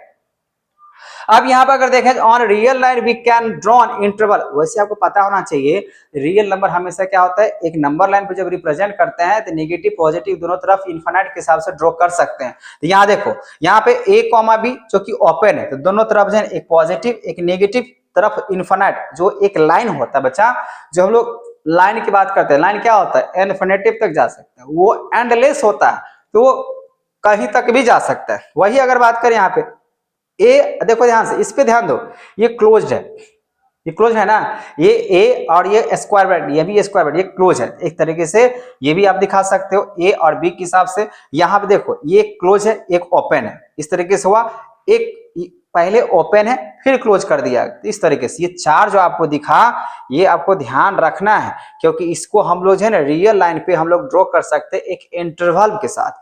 अब इसका मतलब क्या हुआ, इसको थोड़ा सा इसको क्लियर कर लो। बोला द सेट, अगर मान लो 0 कॉमा इन्फिनिट की बात करें, define the set of non negative real number माना जाता है। द सेट ऑफ अगर बात करें माइनस, अगर बात करें इन्फिनिट नेगेटिव वाला, ये देखो नेगेटिव है ना, इस तरफ वाले बात करें नेगेटिव कॉमा 0, तो define the set of negative real number, ये नेगेटिव की तरफ बताता है। अरे भाई जो 7 क्लास 9 क्लास में आप लोग रियल लाइन पे अगर प्रेजेंट करना सीखे होगे, ठीक है ना, नहीं 7 क्लास में 9 तक तो पता ही होगा, जो एक तरफ नेगेटिव होता है एक तरफ पॉजिटिव होता है, उसी की मैं बात कर रहा हूँ, ठीक है। उसके बाद बोला यहाँ पे अगर नेगेटिव पॉजिटिव है तो नेगेटिव पॉजिटिव बोला गया यहाँ पे is the set of real number माना जाता है, ठीक है। ये आपको समझ में आ गया, इसको थोड़ा सा ध्यान रखना है, ऐसा आपको क्वेश्चंस में आएगा तो इसको ऐसे बोलते हैं, इसको इस तरीके से बोलते हैं। अब इसको क्वेश्चन के हिसाब से हम लोग समझ लेते हैं, एग्जाम्पल के हिसाब से। देखो एग्जाम्पल्स अगर देते हैं तो आपको क्लियर हो जाता है ना, तो इसको क्लियर करो एग्जाम्पल के हिसाब से। बोला गया यहाँ पे write the following as interval and also बोला गया represent on the number line. तो ये देखो आपको लिखा हुआ सेट बिल्डर फॉर्म में लिखा हुआ है, ये भी आपका सेट बिल्डर फॉर्म में लिखा हुआ है। इसको अगर हम लोग सॉल्व करें तो यहाँ पे जो लिखा हुआ है, जो बिलोंग्स कर रहा है x belongs to a real number -5 less than x और लेस देन इक्वल टू 6 के हिसाब से 6 से कम, मतलब ये हुआ 6 से कम, 6 और -5 की बात कर रहा है। तो -5 जो कंटेन्स जो 6, so it can be written as the semi closed, मतलब ये माइनस में है, ये लेस देन लिखा हुआ है, इसका मतलब इससे ओपन रहेगा, और ये लास्ट बोला कि इससे ज्यादा नहीं होना चाहिए। इसका मतलब क्या हुआ, इसका मतलब क्या हुआ, जो लिखा हुआ है लेस देन इक्वल टू 6 या तो 6 होना चाहिए या तो 6 से कम होना चाहिए, ये क्लोज हो जाएगा, ठीक है, ये क्लोज है। लेकिन ये क्या लिखा हुआ है लेस देन 5, तो लेस देन 5 के हिसाब से और भी तो कम कर सकते हो ना, -3 -2 ऐसे करके आ जा सकता है, इसीलिए हो जाएगा ओपन। ये आपका ओपन बोलो या सेमी क्लोज बोल सकते हो। यहाँ देखो ये ओपन में है ना, ये ओपन हो जाएगा। और यहाँ पे जब लिख दिया गया लेस देन इक्वल टू 6, इसका मतलब इक्वल टू 6 या तो 6 होगा या तो उससे कम होगा, क्लोज कर दो। इसको ग्राफिकल अगर हम लोग बताएंगे तो 0 और 6 यहाँ लिखेंगे, पॉजिटिव की तरफ जाएगा, ये नेगेटिव की तरफ जाएगा, तो ये नेगेटिव साइन हुआ, ये पॉजिटिव, बहुत सिंपल होता है भैया, ये इंटरवल हुआ। दूसरा देखो, अब यहाँ पे लिखा हुआ है x such that x belongs to real number -11 less than x less then, अगर बोला गया -9, तो -9 से जो भी नंबर होगा उसको कम कर लो ना, तो -9 यहाँ पे हो जाएगा। फिर यहाँ पे 11 की बात हुआ तो -11 -9, तो इस तरीके से आगे की ओर ये -11 और -9 -7 -2 और 2 कम कर लो यार, -5 -3 और ऐसे करके जाएगा, तो पॉजिटिव की तरफ बढ़ेगा ना, उधर की तरफ बढ़ेगा पॉजिटिव। आप लोग को मालूम होना चाहिए, ऐसे करके लेते हैं इधर पॉजिटिव होता है, ये तो 0 हुआ, ऑरिजिन हुआ, ठीक है ना, ऐसे करके ऑरिजिन हुआ, ये हो जाएगा 0, ये हो जाएगा आपका पॉजिटिव लाइन, ये हो जाता है नेगेटिव लाइन। ये आगे अगर बढ़ रहा है तो पॉजिटिव होता है, इधर बढ़ रहा है तो नेगेटिव होता है कि नहीं है? क्लियर हुआ? अरे भैया यही तो होता है, ज्यादा टेंशन की क्या जरूरत है। तो यहाँ जो देख रहे बच्चे, ये जो डार्क लाइन दिख रहा है ना, यहाँ से यहाँ तक ये डार्क लाइन, और यहाँ से आपको जो दिख रहा है ये डार्क लाइन, ये डार्क जो पोर्शन होता है वही नंबर लाइन को प्रेजेंट करता है। ये डार्क लाइन जो दिख रहा है और नहीं दिख रहा है तो मैंने यही बोला, ये डार्क लाइन, ठीक है, ये नंबर लाइन को रिप्रेजेंट करता है, बस और कुछ नहीं। ये तो सिंबल है नेगेटिव पॉजिटिव, ठीक है, बस ये आपको ध्यान रखना है, ये आपको ध्यान रखना है, जस्ट यही आपको समझने हैं इंटरवल्स में, ठीक है। अब यहाँ पे हम लोग बात करते हैं यूनिवर्सल सेट। यूनिवर्सल सेट्स क्या होते हैं? यूनिवर्सल सेट क्या होते हैं बच्चे? तो बोला गया यहाँ पे if there are some sets under consideration the set can be choose arbitrarily. इसको थोड़ा ध्यान सुनिए, arbitrarily which is can superset of one of the given set, so such set is known as the universal set. जो सब set एक साथ अगर लिख दें इसमें भी हो उसमें भी हो, लेकिन सब एक साथ हो। जैसे देखो एग्जाम्पल के समझो, इसको हम लोग यू से हम लोग डिनोट कर सकते हैं। वैसे बोला कि यूनिवर्सल सेट को किससे डिनोट करते हैं, यू से, है ना। ये समझ में आ गया। देखो जैसे मान लो कोई सेट ए है, अब सेट ए है उसमें 2, 4, 6 जैसे एलिमेंट्स है, अब बी है 1, 3, 5 है, और सी के बात करें 0, 7 है। ये सब का सब क्लोज है, ओपन नहीं, कर्ली ब्रैकेट लगा हुआ है, मतलब सब क्लोज है। अब देखो इसको अगर यूनिवर्सल में अगर बात करें तो यूनिवर्सल में कैसे लिखेंगे, 2 इसमें है, 2 इसमें नहीं है, उसमें नहीं है, लेकिन फिर भी हम यहाँ पे 2 लिखेंगे जब आएगा। तो पहले नंबर एक तरीके से असेंडिंग ऑर्डर में जाते हैं, जो सबसे छोटा है पहले उसको लिखो। इसमें देखो 0 इसमें है, 0 लिख दो, कोई दिक्कत नहीं है। 1 है 1 लिख दो, 2 है तो 2 लिख दो, फिर 3 है 3 लिख दो, 4 है 4 लिख दो, 5 है 5 कहाँ है, 5 इसमें है 5 लिख दो, 6 में है 6 लिख दो, 7 है 7 लिख दो। तो सब में से हम यहाँ पे लिख दिए। तो सब में से तीनों में से जब एक के गो में लिखा जाता है ना, तो इसको बोलेंगे यूनिवर्सल सेट बोलेंगे, ठीक है। For the set of all integer the universal set can B set of rational number या सेट ऑफ रियल नंबर, कुछ भी हो सकता है। अगर एक के लाइन में कह दें ये रियल नंबर, तो रियल नंबर में रैशनल नंबर और इरेशनल नंबर दोनों आ जाता है, ठीक है। अब इसको थोड़ा सा हम लोग एग्जाम्पल से क्लियर कर लेते हैं। जैसे मान लो what universal sets would be purpose each of the following, ठीक है, परपूछ, ठीक है भैया। The set of right triangle, अब राइट ट्रायंगल की अगर बातें करें बच्चा, तो राइट ट्रायंगल में क्या इसका बना सकते हैं, तो यूनिवर्सल इसका पक्का फिक्स होता है, इसका एक एंगल जो होना चाहिए वो क्या होना चाहिए, 90 डिग्री होना चाहिए। यूनिवर्स में कहीं भी चले जाओ, लेकिन ये प्रूवन अगर कर दिया है तो राइट एंगल में 90 डिग्री होता है, तो राइट एंगल में इंडिया में 90 डिग्री बातें करें या कहीं पे और करें, सब जगह क्या होगा, बात बराबर ही माना जाता है। इसमें कोई दिक्कत वाली बातें नहीं है। बात समझ में आ रहा है। तो अब यहाँ पे जो सेकंड क्वेश्चन दिया गया, बोला गया the set of equilateral triangle. आपको पता होना चाहिए बच्चा, जो इक्विलेटरल ट्रायंगल की अगर बातें करते हैं तो इक्विलेटरल ट्रायंगल में क्या होता है, सारे साइड्स इक्वल होता है। अगर साइड के बेसिस पे कहा जाए और एंगल के बेसिस पे किया जाए तो हर एक एंगल भी उसका इक्वल होता है। तो ये चीजें हुआ, ये एक यूनिवर्सल्स हुआ, ठीक है। तो इसका आंसर क्या था, universal set of the set of right triangle is set of triangle होता ही है, ठीक है। वो अगर कहा जाए ठीक है 90 डिग्री तो होता है, लेकिन राइट ट्रायंगल की अगर बातें करें वो किसका सेट है, ट्रायंगल का सेट है। उसी तरीके से यूनिवर्सल यहाँ पे ये माना जाता है इक्विलेटरल ट्रायंगल की जो बातें कर रहे बच्चा, वो एक तरीके सेट ऑफ आइसोसेलेस ट्रायंगल या सेट ऑफ ट्रायंगल्स, मतलब ये भी एक तरीके से इक्विलेटरल ट्रायंगल जो होगा ये सेट ऑफ ट्रायंगल ही होते हैं। ये यूनिवर्सली अगर बातें करें एक्सेप्टेड है, ठीक है। आगे समझो, आगे समझो, ये यूनिवर्स की बातें मैंने बता दिया, ठीक है, इसमें से कौन सा होगा। अब समझो बच्चा यहाँ पे वेन डायग्राम्स एंड ऑपरेशंस, जो कि आपके लिए बहुत ही ज्यादा यूनिक है। इसमें क्या है, तो पूरे जो यूनिवर्स होता है ना, यूनिवर्सल जिसको बोलते हैं, उस यूनिवर्सल्स में अगर बातें करें, जो आपका जो यहाँ पे कोई एलिमेंट सॉरी कोई सेट ए है, पूरे यूनिवर्स जो होगा वो हमेशा रेक्टेंगल सेट में होता है, और जो कोई एलिमेंट्स अगर होगा वो सर्कल फेज में होता है। तो रेक्टेंगल माइनस ए कोई सेट है, माइनस कर दो तो बाकी बात जो बचेगा वो आपको यहाँ पे वेन डायग्राम के हिसाब से दिखा सकते हो। चलो इसको समझते हैं।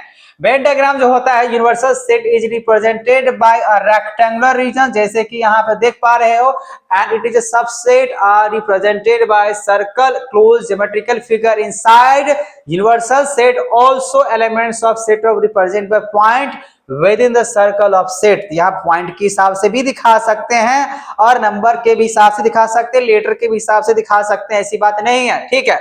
जैसे यहाँ आप देख सकते हो 1 से लेकर 10 तक अगर कहा जाए पूरा नंबर काउंटेबल होगा। ये भी यूनिवर्स, ये भी सब जितने भी नंबर है ना, ये सब का सब ऑल नंबर्स ये यूनिवर्सल है। लेकिन यहाँ पे अगर मान लीजिए कोई एक ए अगर है कोई सेट, अब ए सेट में 1 2 3 है, देन इट्स वेन डायग्राम के हिसाब से ऐसे दिखा सकते हैं भाई 1 2 3 4 तो है ही है, तो पूरा लिख दो। लेकिन इसमें एक ऐसे सेट हैं तो उसको कैसे दिखाएं, पूरा एक रेक्टेंगल बना दिए, एक सर्कल बना दिए। अब जो एलिमेंट्स का कोई सेट है, कोई सेट ऐसा है जिसमें एलिमेंट्स है, उसको एक सर्कल के अंदर दिखा दो, तो यही हो जाएगा वेन डायग्राम। कितनी आसान सी बात है।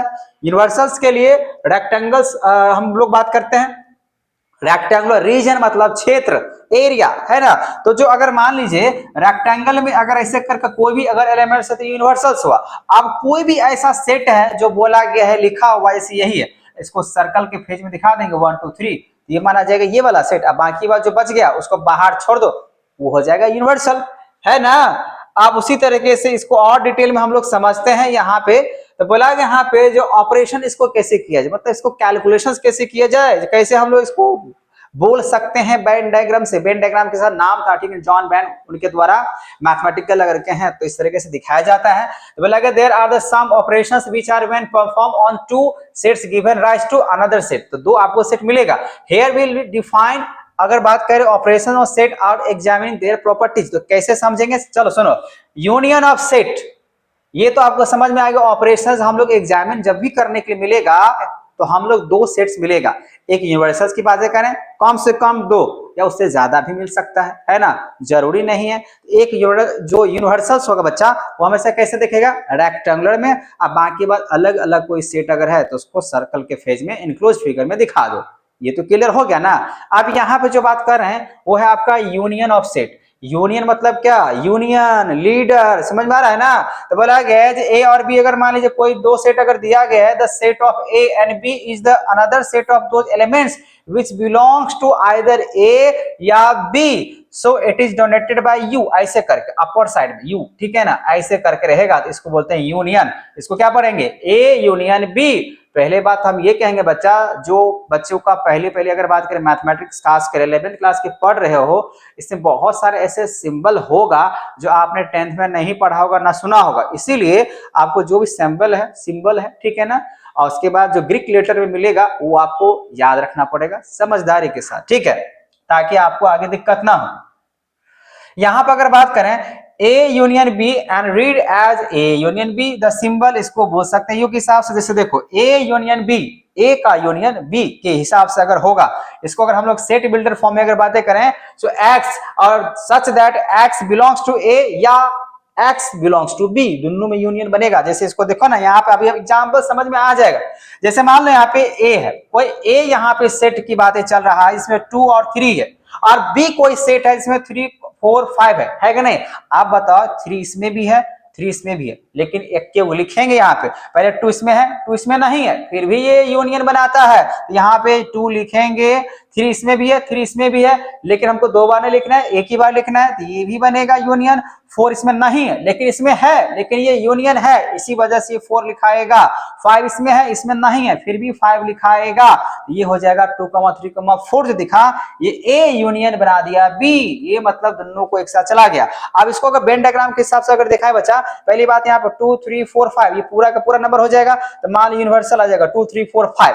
अब मान लो यहाँ पे सेट ए, वैसे तो यहाँ देखो ये सेट ए हुआ, और ये क्या है, सेट बी। सेट ए और सेट बी, तो यहाँ पे सबसे कॉमन कौन सा नंबर नजर आ रहा है, 3, ये ना आ रहा है, तो 3 इसमें आ जाएगा, बाकी इसमें आ जाएगा 2, 3 सिर्फ 2 ये बचेगा, और यहाँ 3, 4 की बातें कर रहे हैं, यहाँ 4 आ जाएगा और 5 आ जाएगा। अब बाकी बात देखो, सब नंबर 2 3 4 5 सब आ गया, 2 3 4 5 सब आ गया, है कि नहीं। बस यही होता है वेन डायग्राम, ठीक है। चलो अब आगे समझते हैं, एग्जाम्पल समझते हैं। अब बोला कि यहाँ पे find the union of each of the following pairs of sets. तो आज आपको मैं पूरे तरीके से पहला चैप्टर करता हूं ना, आपको कॉन्सेप्ट क्लियर हो ही जाएगा, ठीक है। आप देखो ए कोई सेट है जिसमें अगर मान लीजिए वॉबल्स दिया गया, बी है जिसमें एसीडी लिखा हुआ है, पहला क्वेश्चन। अब इसको अगर मुझे पता करना होगा जिसमें कौन सा यूनियन बना रहा है, तो देखो ए ई आई ओ यू, इसमें सिर्फ क्या ए, कोई दिक्कत नहीं है। अब कोई दिक्कत है, इसका यूनियन अगर बनाएंगे, ए इसमें भी है, ए इसमें भी है, एक क्यों लिखेंगे, सी इसमें है, सी इसमें नहीं है, लिखेंगे सी, इसमें डी है नहीं है तो डी, मतलब इसको एक तरीके से हम लोग ऑर्डर में लिखेंगे, एक ऑर्डर में लिखना पड़ता है डी। उसके बाद ई इसमें है नहीं है, इसमें है, इसमें ई लिख देंगे, आई इसमें होगा, यू इसमें होगा, तो ये बन गया यूनिवर्सल ए यूनियन बी, मतलब यूनिवर्सल नहीं, इसको यूनियन। अच्छा यूनिवर्सल यू के हिसाब से थोड़ा सा तिरछा होता है, ऐसे होता है ना, आप देख सकते हैं यू में क्या होता है ना, ऐसे करके थोड़ा सा ऐसे, ठीक है ना, ऐसे जो यूनियन होगा थोड़ा सा ऐसे कर फ्लैट रहता है, थोड़ा सा ध्यान रखना है सिंबल में। अब यहाँ पे अगर देखा जाए, पहला समझ में आ गया। दूसरा बोला गया ए सेट है और बी सेट है। अब ए और सेट का बी सेट का बनाते हैं हम लोग, तो एक इसमें नहीं है, फिर भी एक लिखेंगे, इसमें 2 तो 2 लिखेंगे, फिर इसके बाद 3 इसमें है, 3 इसमें नहीं, फिर भी हम 3 लिखेंगे, ठीक है। 4 इसमें है, 4 लिखेंगे, 5 है तो 5 लिखेंगे, फिर 6, तो बना दिया ये ए यूनियन बी।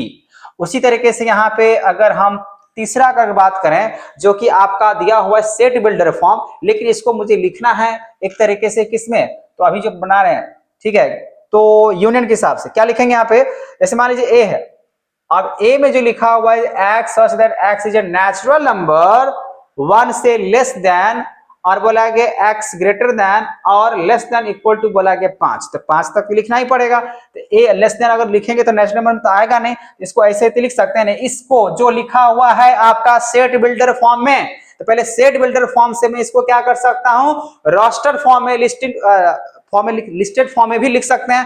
तो ये बोला कि एक कम, तो वैसे अगर एक से अगर कम करेंगे तो भाई तो 0 हो जाएगा।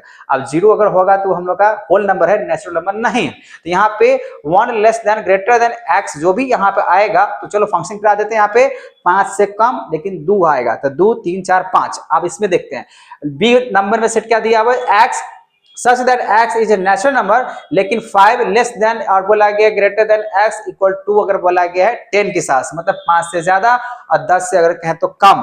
तो यहाँ पे आपको देखने को मिलेगा 6 7 8 9 10। अब एक नंबर मतलब एक सेट ये हुआ, एक सेट ये हुआ, तो आप इसको कैसे दिखाओगे यूनियन के हिसाब से। तो देखो 2 इसमें भी है, 2 इसमें नहीं है, तो 2 लिखो, 3 लिखो, 4 लिखो, 5 लिखो, 6 7 8 9 10 ये सब लिख दो, हो गया आपका ये यूनियन। बात समझ में आ गया, बात समझ में आ गई। यूनियन बनाना है, इकट्ठा करना है, यूनियन इकट्ठा बनाना है, यूनियन एकता में ताकत जो बोलते हैं ना, यूनियन होना बहुत जरूरी है। इसी वजह से यहाँ पे सबको एक यूनियन बना देना है, एक उधर रहो ये इधर रहो, उससे मतलब नहीं एक इसमें है एक इसमें नहीं, ऐसा नहीं चलेगा। एक में आ जाओ, तो यहाँ पे एक में आ गया, ठीक है। और जो नहीं भी है वो भी आ जाओ, हम लोग एक साथ चलेंगे, ठीक है। यहाँ पे यही बातें हैं, इसी को बोलते हैं आपको यूनियन सेट। अब बोला गया इंटरसेक्शंस ऑफ सेट, तो इंटरसेक्शन जो लगभग में अगर कहें तो यूनियन की तरह होता है, लेकिन उल्टा होता है। यूनियन में क्या होता है, ऊपर के अपर साइड में होता है ऐसे करके, और इंटरसेक्शंस में क्या होता है ऐसे करके, ठीक है। बात समझ में आ गया। देखो बोला गया यहाँ पे, मान लो यहाँ पे दो अगर सेट दिया गया, intersection of set A and B, set of all those elements which belongs to the both A and B, it is denoted by A intersection. इसको ऐसे अगर पढ़ेंगे क्या पढ़ेंगे, इंटरसेक्शन। और वही अगर मान लीजिए ऐसे करके होता तो यूनियन, ए यूनियन बी, लेकिन उल्टा है तो intersection, and read as A intersection B. The symbol ऐसे करके होगा उल्टा, जैसे आप देख पा रहे हो, डिनोटेड बाय द इंटरसेक्शंस। आप इसको इंटरसेक्शंस करवाने हैं तो क्या होगा, the intersection of set A and B is represented by Venn diagram. ये वेन डायग्राम है, तो वेन डायग्राम क्या होता है, एक रेक्टेंगुलर, अंदर में सर्कल सर्कल खेलो, ठीक है। अब मानो कोई सेट ए है और सेट बी है, अब दोनों में जो कॉमन बातें होगा वही होगा इंटरसेक्शन। जैसे देखो यहाँ पे एग्जाम्पल से क्लियर, 2 इसमें है, 2 इसमें नहीं है, 3 इसमें है, 3 इसमें है, तो 3 इसका हो जाएगा 1 पॉइंट। उसके बाद 4 इसमें है, 4 इसमें है, इसमें 4 भी है, तो 4 हो जाएगा दूसरा पॉइंट। और कोई है 5 इसमें है, 5 इसमें नहीं, मतलब जो मिलेगा, जो दोनों में होगा, जो सेट ए में होगा और सेट बी में जो कॉमन बिलोंग्स होगा एलिमेंट्स, वही इंटरसेक्शंस होता है। इस जो शेडेड पार्ट जो नजर आ रहा है, इसमें 3 और कॉमा 4, अब बाकी बात जो नंबर है सेट ए के हिसाब से, सेट ए के हिसाब से क्या है, तो 2, 3 और 4 लिखेंगे नहीं, सॉरी 3 लिखेंगे नहीं क्योंकि 3 इसमें लिखा चुका है, 5 इसमें बच गया। उसके बाद यहाँ पे अगर सेट बी की अगर बात करें, 1 लिखाएगा इसमें, 3 इसमें लिखा चुका है, 6 लिखाएगा इसमें, कॉमा लगा के लगाना है लिखो, पॉइंट करके भी लगा सकते हो, ऐसे डॉट ऐसे करके मैंने बताया, ठीक है ना। वेन डायग्राम कहता है डॉट ऐसे करके लगा दो, ठीक है। और 6 तो बच के हो गया, ये हो गया पूरे तरीके से। अच्छा ये पूरे अब सब इसमें आ गया, तो ये यूनिवर्सल, इसको बोलते हैं यूनिवर्सल, है ना। तो यूनिवर्सल कैसे होता है, पूरा एक स्क्वायर में, वैसे वेन डायग्राम के साथ बनाते हैं, तो वेन डायग्राम में क्या होता है, पूरा यूनिवर्सल्स को लिखा जाता है। तो ये सब तो मैंने आपको बता दिया, बात समझ में आया। तो इंटरसेक्शंस क्या होता है, जो कॉमन होता है, जैसे कॉमन इसमें 3 है, जिसमें फिर से बता दे रहे हैं, जैसे 3 है, इसमें भी 3 है, इसमें एगो 3 लिखाएगा, ये 4 इसमें भी है, 4 इसमें भी है, इसी वजह से ये दोनों चीज कॉमन है, जो कॉमन आएगा वही इंटरसेक्शंस होता है। बातें क्लियर हो गया, चलो अब आगे समझते हैं। बच्चा ये आपको जो है ना बहुत ही इंपॉर्टेंट बातें हैं जो कि आपको लिखना पड़ेगा, इससे क्वेश्चन आपको आसान तरीके से बन जाएगा, आपको क्वेश्चन से मिलेगा। और हम लोग अगला वीडियो में देखने वाले हैं, ठीक है, अगला क्लासेस जो होगा हम लोग एक्सरसाइज क्वेश्चन एनसीईआरटी से पहले करने वाले हैं।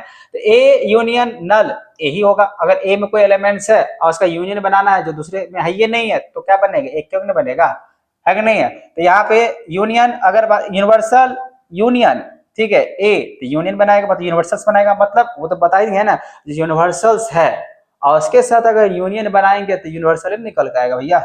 उसका ए यूनियन ए का लीडर एहिन बनेगा, फिर ए यूनियन बी तो क्या बनेगा, उल्टा बना दो, ए यूनियन बी या तो बी यूनियन ए बराबर हो जाएगा। ए यूनियन बी एक साथ चल रहा था और उसके साथ अगर सी भी यूनियन बना रहा है तो उल्टा भी बन जाएगा यहाँ पे, ठीक है, इस तरीके से बना सकते हो।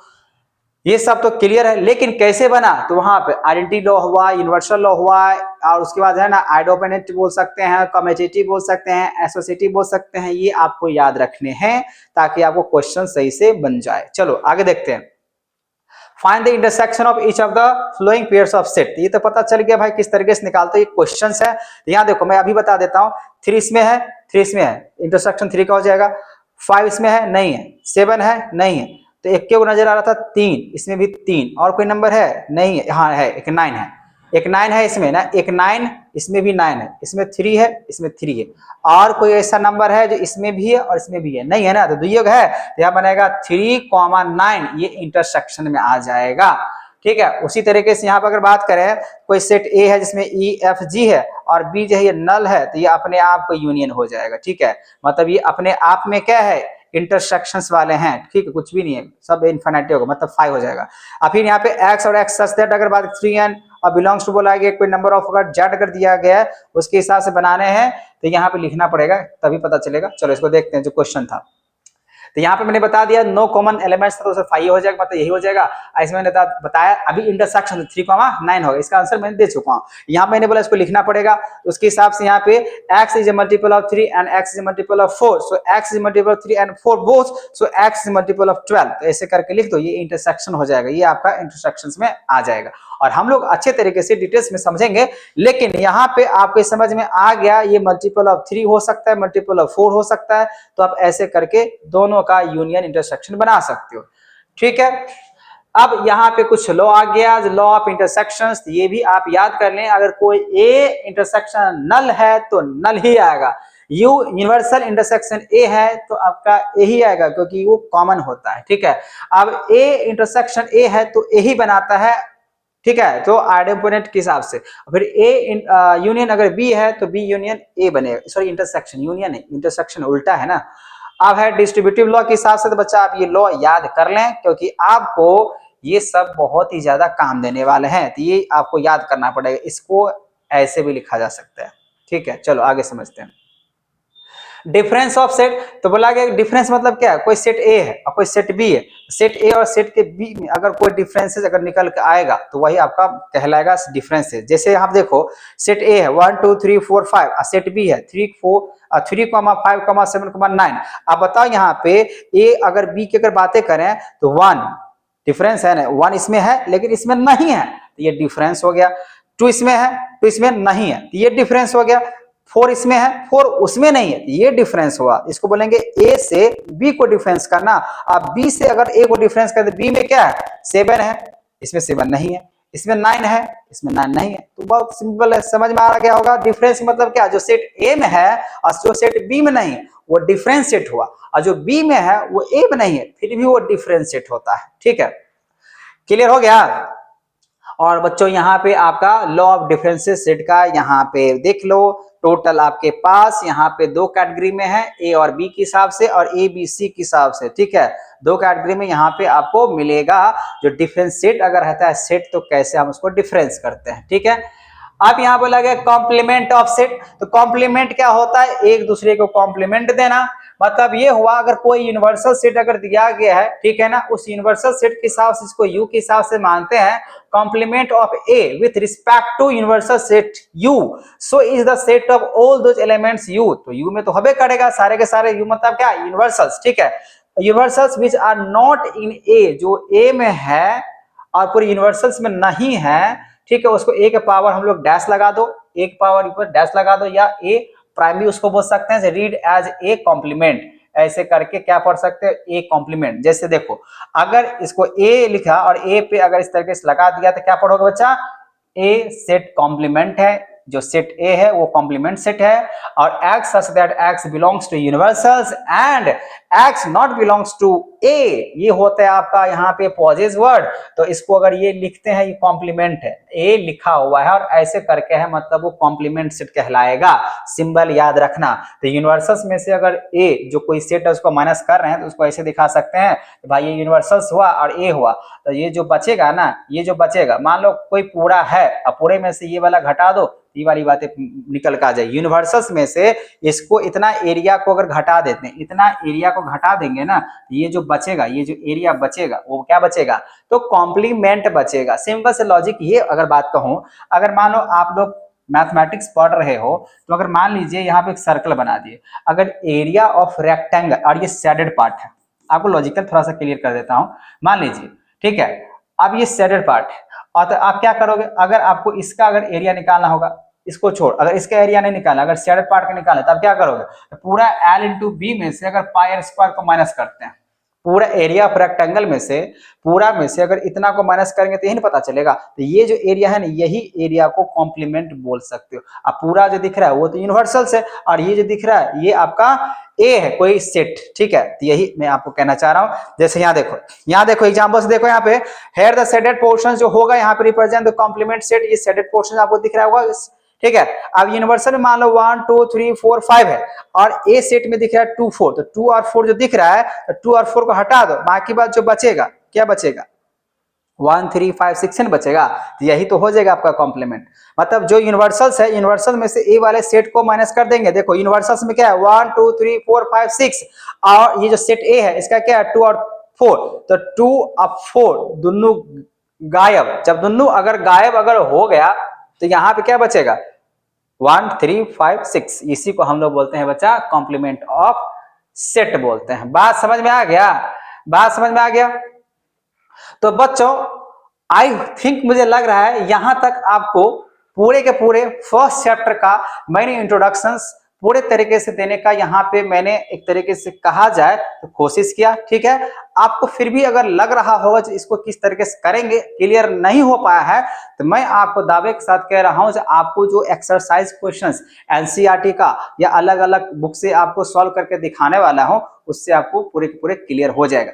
लेकिन सबसे पहले हम लोग एनसीईआरटी का सारे के सारे क्वेश्चन सॉल्व करेंगे, बेसिक को ठीक करेंगे। जब बेसिक ठीक हो जाएगा तो आपको अगला जो भी रेफरेंसेस बुक होगा आप उससे पढ़ सकते हो, ठीक है। मिलते हैं नेक्स्ट वीडियो में, नेक्स्ट क्लास में। अगर आपके वीडियो समझ में आ गया हो क्लासेस, तो प्लीज मेरे चैनल को विद्यारंजन एकेडमी को आप सब्सक्राइब कर ले और इसको थोड़ा सा शेयर कर दे। Thank you.